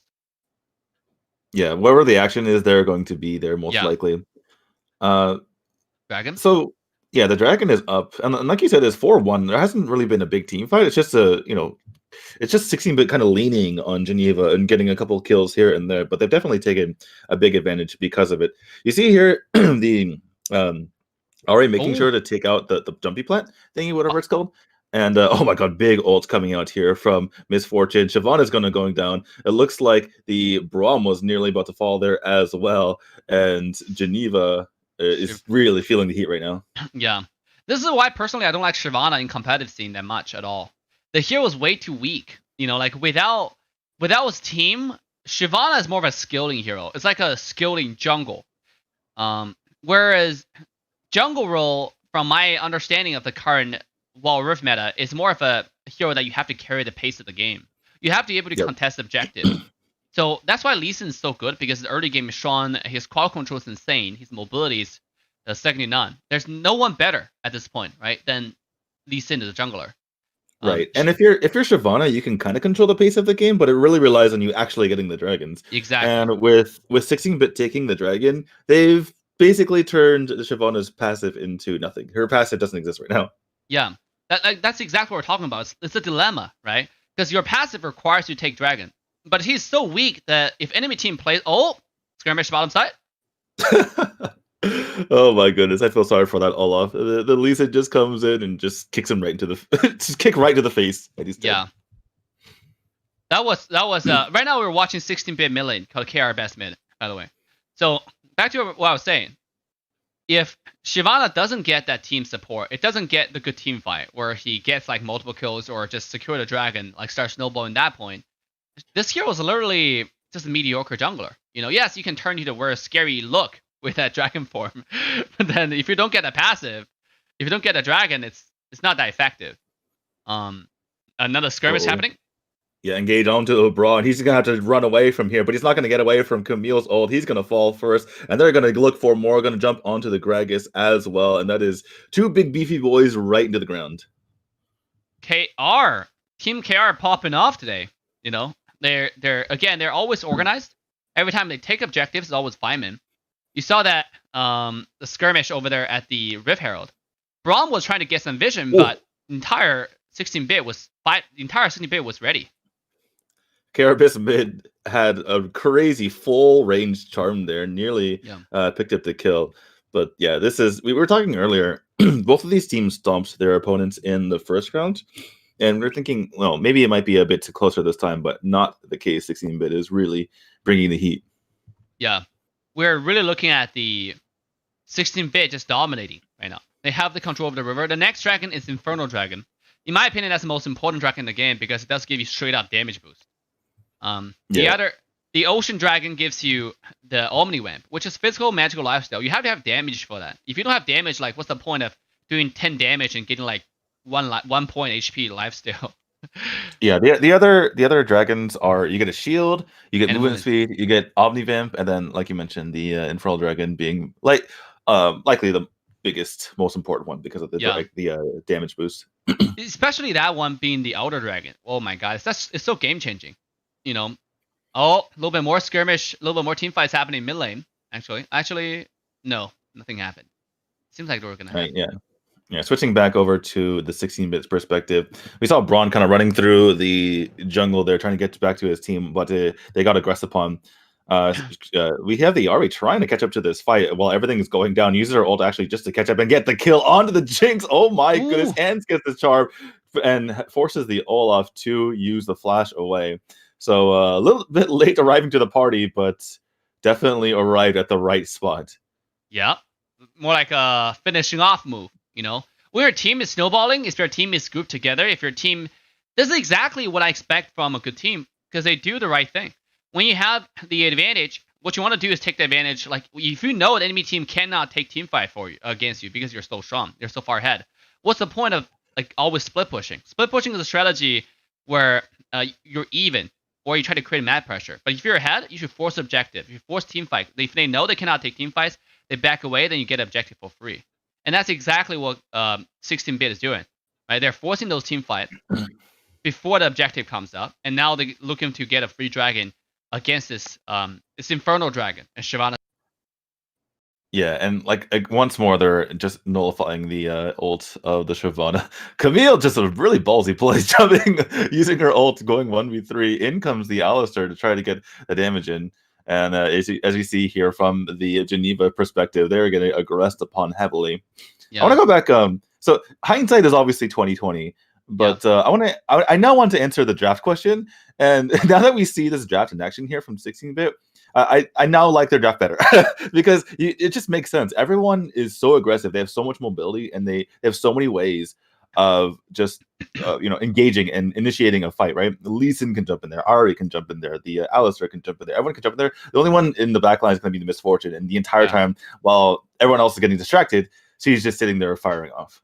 Yeah, and Ahri is a mage that is under a lot of heat. People don't know whether Ahri's are good or bad. Just like a lot of other mages, Ahri is actually the only mage in the entire mage class. Well, I'm not talking about. A lot of people say Gragas is also a mage. Gragas, in my opinion, if Gragas is a mage, but he's like more of a tank-looking kind of hero, right? But all the squishy mages, the mages like Ahri, like Annie, all those heroes, like Orianna. Ahri is actually the only hero that can stay alive upon a lot of assassins are diving because she has so much mobility. Yeah, exactly. That's a very sad sight when you see the Braum running around and your ADC just dies, just gets like completely stomped. Yeah.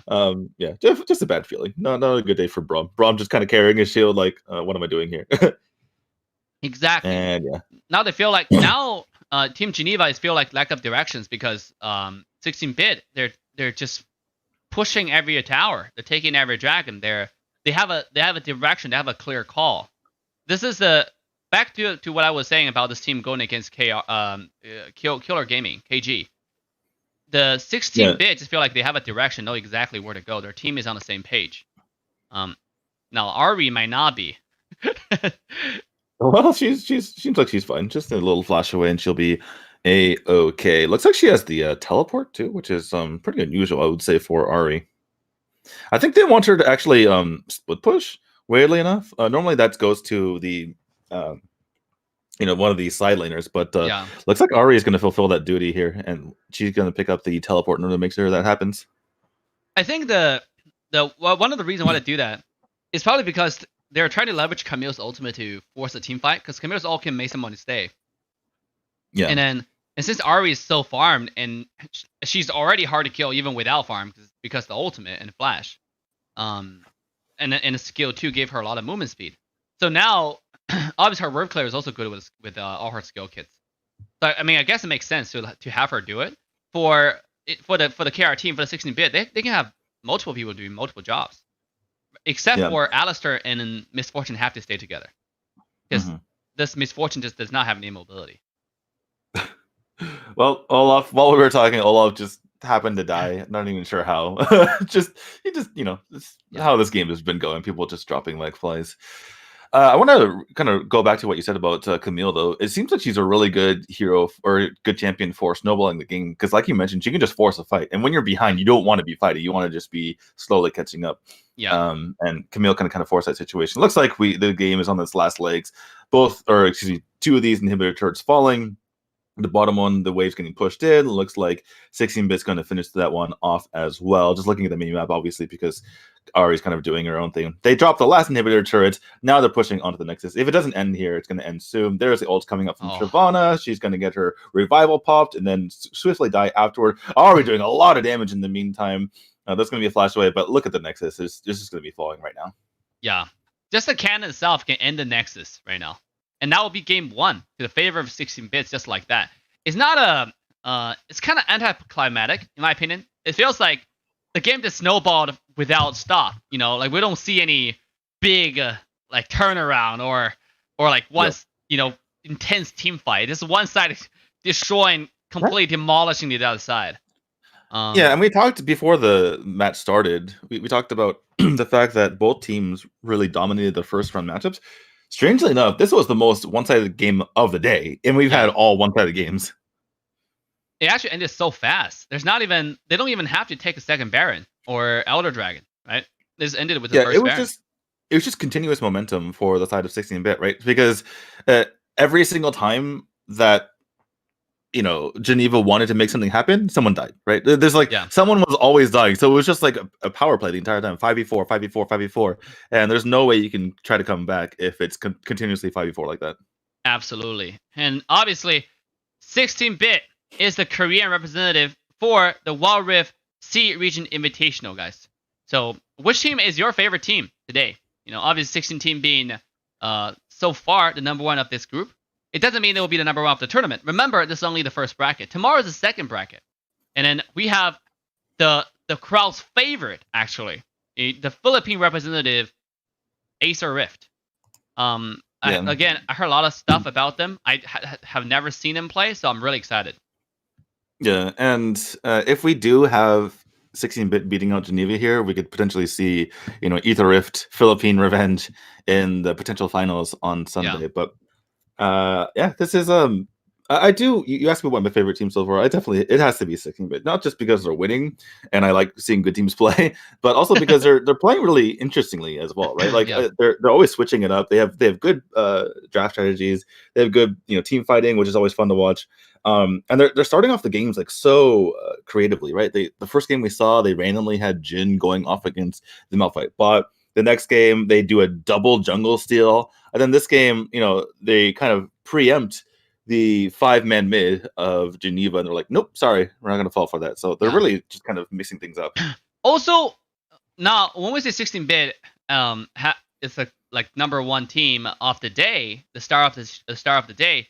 But if you look at the rank difference, right, the 16-bit, all the members are Diamond 4, Diamond 3, Diamond 2, with one exception of DDDD, Emerald 3.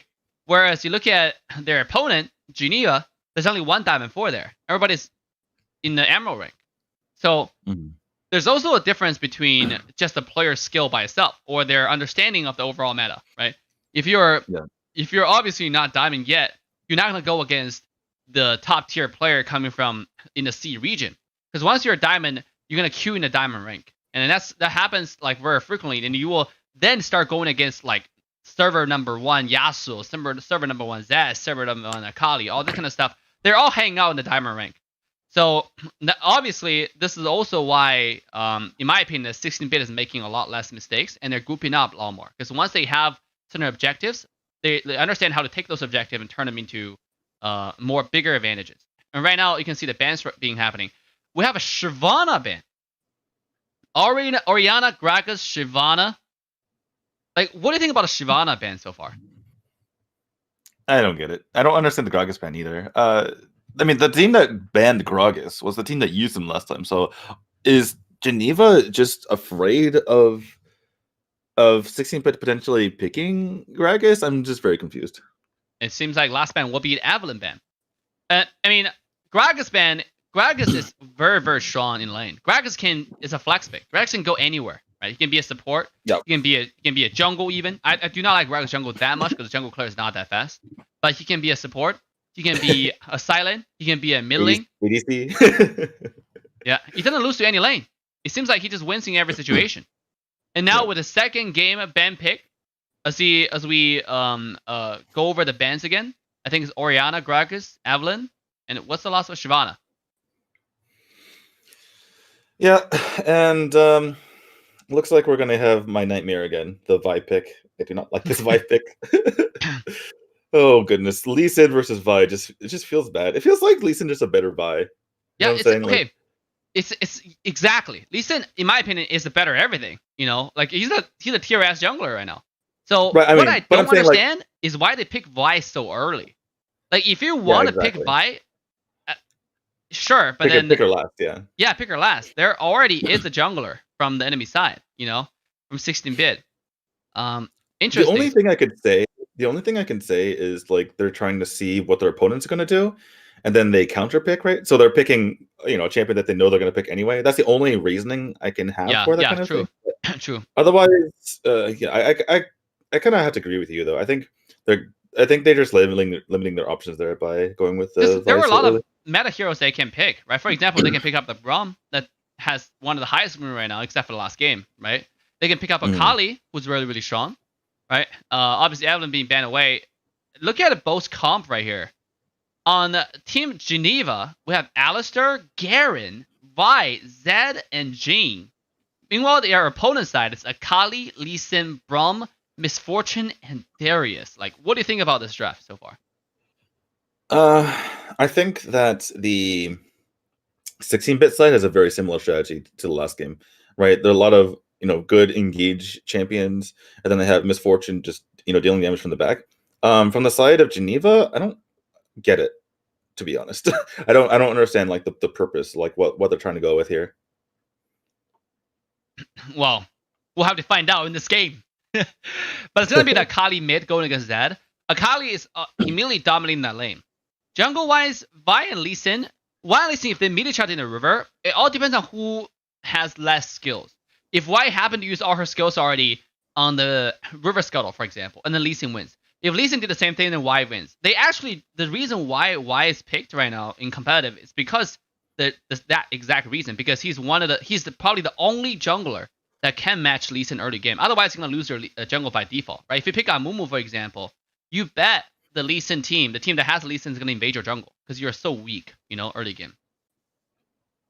What do you think about the Darius and Garen matchup? I just think it's so funny because they're both kind of centered around, you know, dealing damage and then finishing them off with the ult. And I've seen so many times where you're mid-air, literally about to kill them, and then you just die. Well, it feels bad in moment. Darius and Garen on PC, I remember it's always been 50-50. Darius does have a little bit of advantage, but then it's always been 50-50 because Garen is so hard to kill. And also Garen can just, like, when he spins, he can get close to Darius to dodge the Q, I mean the skill 1 from Darius to avoid a large chunk of damage. Look, like I said, in mid lane, Akali automatically wins the lane. That gives her like ability to rotate and proc the plant in a jungle, as you saw. Yeah, and we saw this last game from Karabis mid as well, just consistently being annoying and taking all of the flowers, all the plants. Like no jumpy plant for you, no vision plant for you. Sorry, I'm gonna take all those, and you're gonna have to live without them. Like, look, she's just gonna take this jumpy plant too, or not. She's gonna go back. Oh, meanwhile, top lane, Darius will find the first blood onto Garen. Like I said, Darius does have a little bit of advantage. On top of it, it's just Garen's just really hard to fight Darius. Like, I don't know why I picked Garen though. Like, Garen's such a not meta side laner. Yeah, not at all. And the thing is, particularly in this matchup, right, when they're both melee champions that like just try to get in their face and finish them off, I feel like getting the first kill is absolutely massive because now the Darius is going to be ahead 500 to 1,000 gold from now on, and there's going to be no real way to even contest him in lane. And then if Darius zones the lane, then Garen, if Darius do that, it will take away all the Garen's farm. And that will be even worse, right? The 500 to 1,000 gold lead from the kill is just a start. What about next step? Well, that's what I'm saying, right? It just snowballs, and he's going to get continuously further and further ahead. You saw the Vi kind of try to rotate top and maybe make something happening, bottom but lane didn't work. Yeah, bottom lane. Again, we don't have the observer mode, but we can check to see what happens on the Geneva side, and just like walks at her. the menacing cow. The skill 3 barely touched the last tick, got the kill. You know, the good thing about support sometimes when they get kills is because they have boots. Oh, this guy actually didn't, but I mean he does have boots. Boots is the first item a lot of support buy, and they do have a little bit of movement speed at bottom lane, a little bit of skirmish happening. Dunk. Yeah, very well done there. So I think the Vi was trying to get the gank there, but instead it's the side of 16-bit that's able to rotate and get the kill. That said, Geneva's doing a little bit better than last game. They're at least able to make this, get even on the kill count there. And getting the kill onto the Misfortune is a huge deal because you don't want her getting out of control. Oh, here it comes. The Shroud is going to cover her for a little bit, but it's going to connect. Might be too far into the tower. The combo will connect. What? Oh my goodness. I can't believe she lived from that. Oh my goodness. 2 ults onto the Akali, and she's able to get away. Zed not able to finish her off with that. And wow. That must be the most tilting thing that can happen to a Zed player. Imagine. Exactly. Oh my God. And they went hard onto her. She was so deep. She's basically up until the second tower there when she was getting aggressed upon and wasn't able to pick up the kill. I said it is still 2-2, and right now, this is one of the closer games we've had. Yeah. Darius does get the first tower. First tower gives your team a lot of gold. First kill, first tower always give a lot of bonus. You can see once again, with the first tower being taken down before 4 minutes, Team KR, Team 16-bit is already 5 men at a dragon, the signature move they do every single game consistently today. Yeah, and we saw this. We had the perspective of the Silenter before when 16-bit was playing, and a lot of times he just kind of abandons his lane to make sure that they get objectives, which certainly helps in this case. Because also the game they were going against KG. KG Silenter was picking Malphite. Like I said, Malphite's tower pushing is not absolutely the best, but it's acceptable. It's just like he clear wave, so he gets about 20 seconds of time where he can roam. It's not that long. But if they're able to secure the dragon, and then when we talk about how important dragon is with the current dragon soul system, you just have to stack them.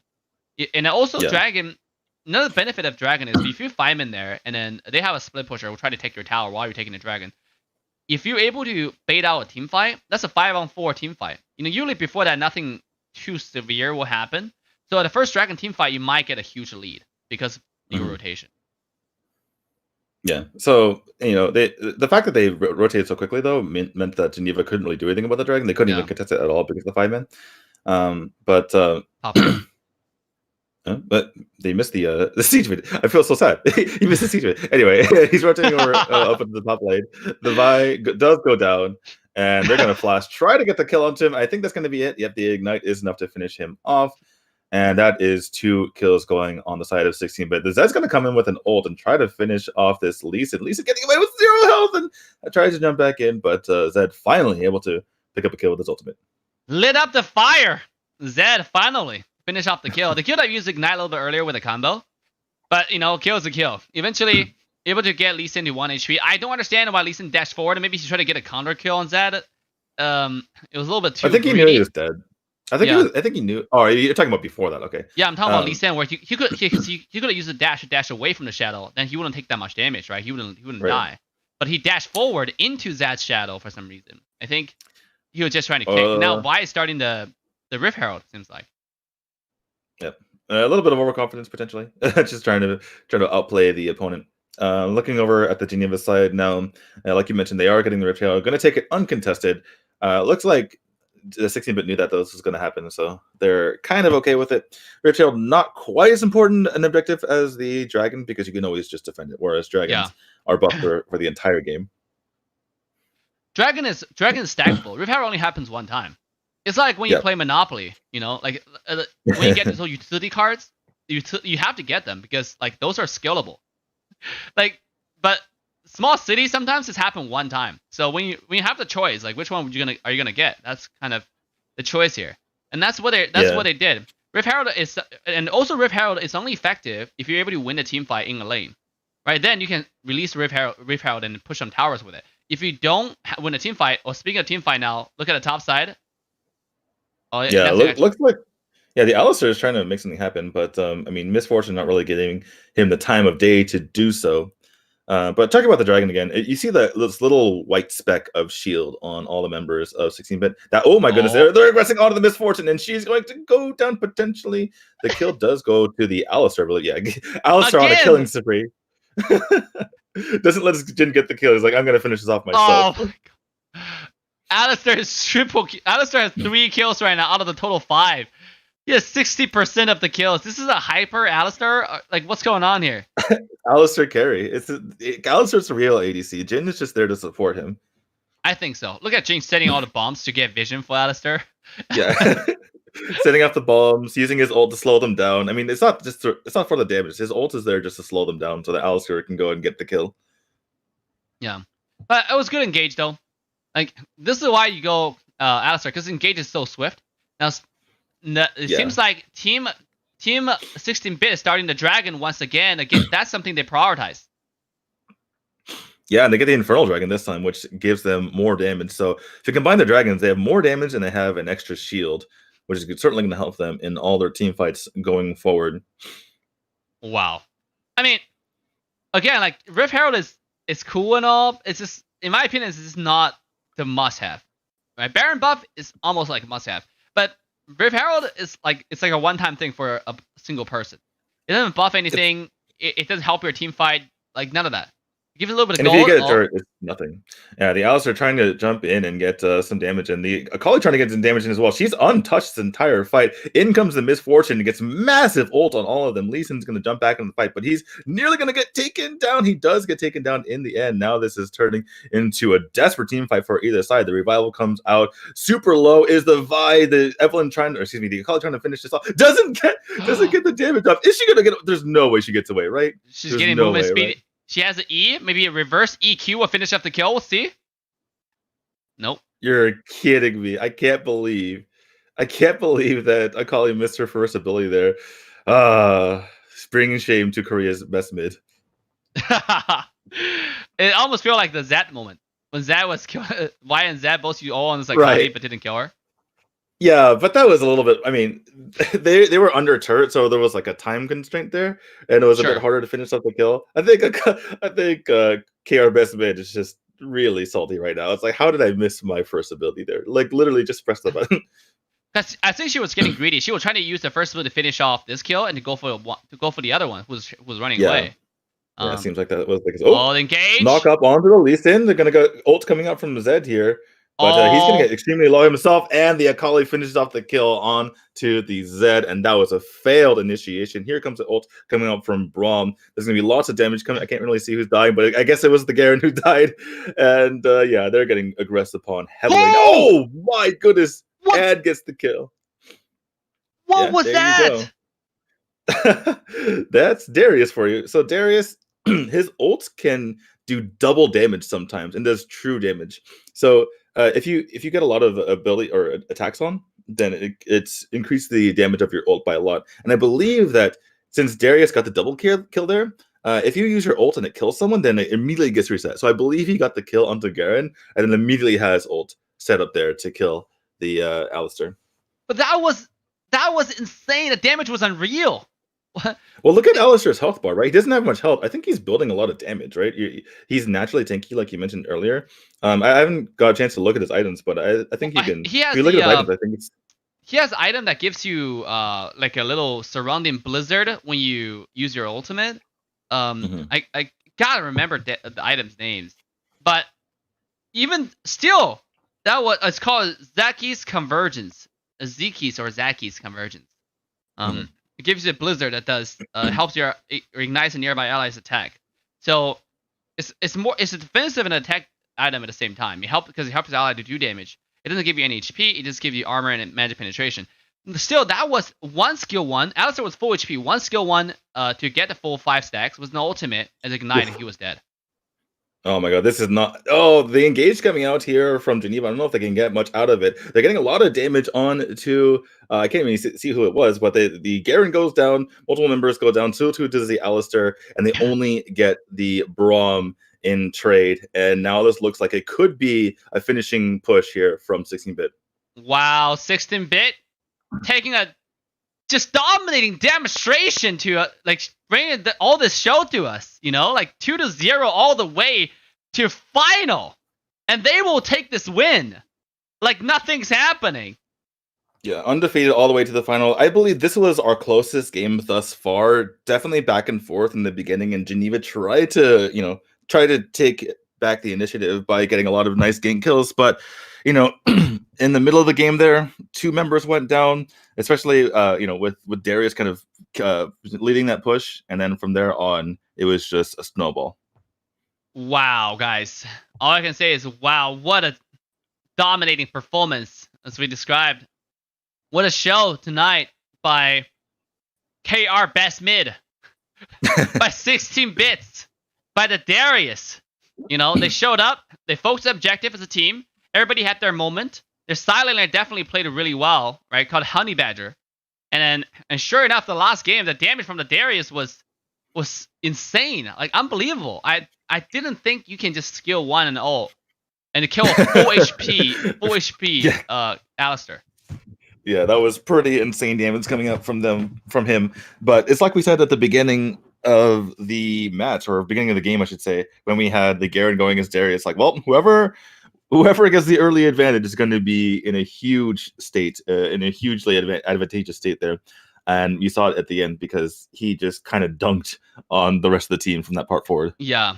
And now 16-bit will be the first contestant for the grand final this Sunday, guys. If you haven't, again, follow us on Trovo. Make sure to go ahead and do that because the grand final with the star of the tonight's show, 16-bit gear, will be there.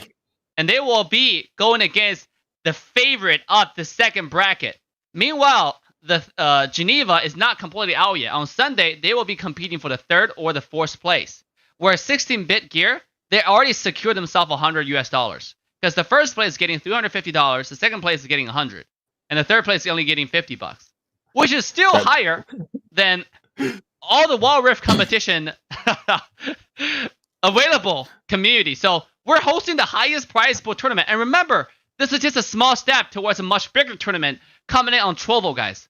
The official partner with Wild Rift, with Riot, and then they're developed by Tencent, obviously. So if you want to watch the biggest, most hyped tournament in C in EU, also Nova has just signed a contract with Trovo as well. So if you want to look at EU #1, EU first pro team performance, make sure to go to Trovo.live. A big shout out to the organizer of the tournament tonight, Wild Rift Competitive. Wild Rift Competitive is a central place for all things competitive. So make sure to use the link in description to go ahead and follow their social medias so you can keep up with the latest news for the Wild Rift competitive scene. Now with me is the best co-caster you can ask for, D2. D2, how are you liking today's game so far? Today was pretty fun. I mentioned at the start of the cast, I had a bit to drink last night, so it was kind of slow getting into the games for me personally. But the games definitely woke me up. They were super exciting. A lot of one-sided games, but I think I like one-sided games more than most people because it just shows that one team is actually good at the game. If it's just a clown festival, clown fiesta where everyone's just kind of doing stupid things and running around, then that can be disappointing. But yeah, because then you're confused, right? You don't know whether they're equally bad or equally good. Yeah, exactly. But definitely very well played by 16-bits. Same. In case you guys are confused about what's happening, we did the 2 first-round matches and then semifinals today, and then we're doing the same exact thing tomorrow. So same exact format tomorrow, and then the finals and 3rd place match on Sunday. A big shout out to all the participants, AEX from India and Killer Gaming from Japan. The best team, the best prepared team will take the crown, and that's exactly what happened today. You can see the 16-bit gear. They came in ready with band picks. They came in ready with like the strategies. Innovative play. Yeah, innovative play. Like their openings were really good. They had really good team fights and everything. All their drafts made sense. And they definitely deserve to be in the finals. I'm looking at the prize pool breakdown though. I love the 3.5x for the winner versus the finalists. It's like no. We're giving it all to the winner, basically. Yeah, this is how it works, man. This is how it works. And like, I remember in back in China when I was casting for other tournaments, the first place usually get the biggest cake because you have to inspire the team to do their absolute best to contest for the first. You know, you cannot settle for the second. That's the spirit of esports, right? Even though there's only going to be one place and everybody knows about it, but what we want to do is to say that this first place prize was so attractive that you have to do everything you can. You have to prepare days and night to come in and bring us the best show possible because we are here for the best quality games. We're not here for some mediocre level competitive game, right? So that's exactly what 16-bit gear provided us today, delivered today. And tomorrow, remember, a lot of people are looking forward to the performance of Aether Rift, right? Is that how to pronounce the name? Aether Rift? I think it's Aether Rift. Aether Rift, sorry. So. My pronunciation. Aether Rift. And then I can't wait for that either, because I actually was about to play with some of their players, but then I really can't find Vimans. So we didn't play. But now I get to see them play 5-on-5 to see how good they are, right? Are they even worthy to play with the world-renowned gaming superstar? I'm just kidding. Love you. Yeah, are they gonna get to the finals? Is the question here. Are they gonna live up to the reputation? Because we have a lot of good teams tomorrow. The show tomorrow might be more of a up and down. We might see the first best out of 3 to play to the fullest tomorrow, because the contestant they have for the first game, Team GG from Singapore, is led by Leroy, which is a streamer on Twitch, and he's a diamond himself. He plays silent. I watch his stream all the time. He plays really well. I've never seen him playing a team setting though. So tomorrow is going to be the demonstration. I have seen him play before. He definitely does really well. He definitely is one of the main carries for their team, even though he plays in the side lane. Yeah. I believe I casted a tournament a few weeks ago, and I believe that Aether Rift beat Leroy's team. So this is going to be a little bit of a revenge try here for Leroy. Yeah, it's going to be very, very exciting. I can't wait for it. If you haven't liked, subscribe, and turn the bell on to all notification bells. If you haven't followed us on all social medias, you're missing out, because this is the coolest, the baddest, the greatest, the fastest growing community in the world of League of Legends Wild Rift, ladies and gentlemen. With that, what an exciting day. But every exciting moment have to come to an end. Big shout out to D2 here. And I look forward to see each and every single one of you guys tomorrow. Make sure to share the stream with your friends, with your mom, with your parents. Tell them to come to watch some Wild Rift streams in the new year 2021. Your mom and your parents. Happy New Year, guys. Happy New Year. Happy New Year. Have a good one. See you tomorrow.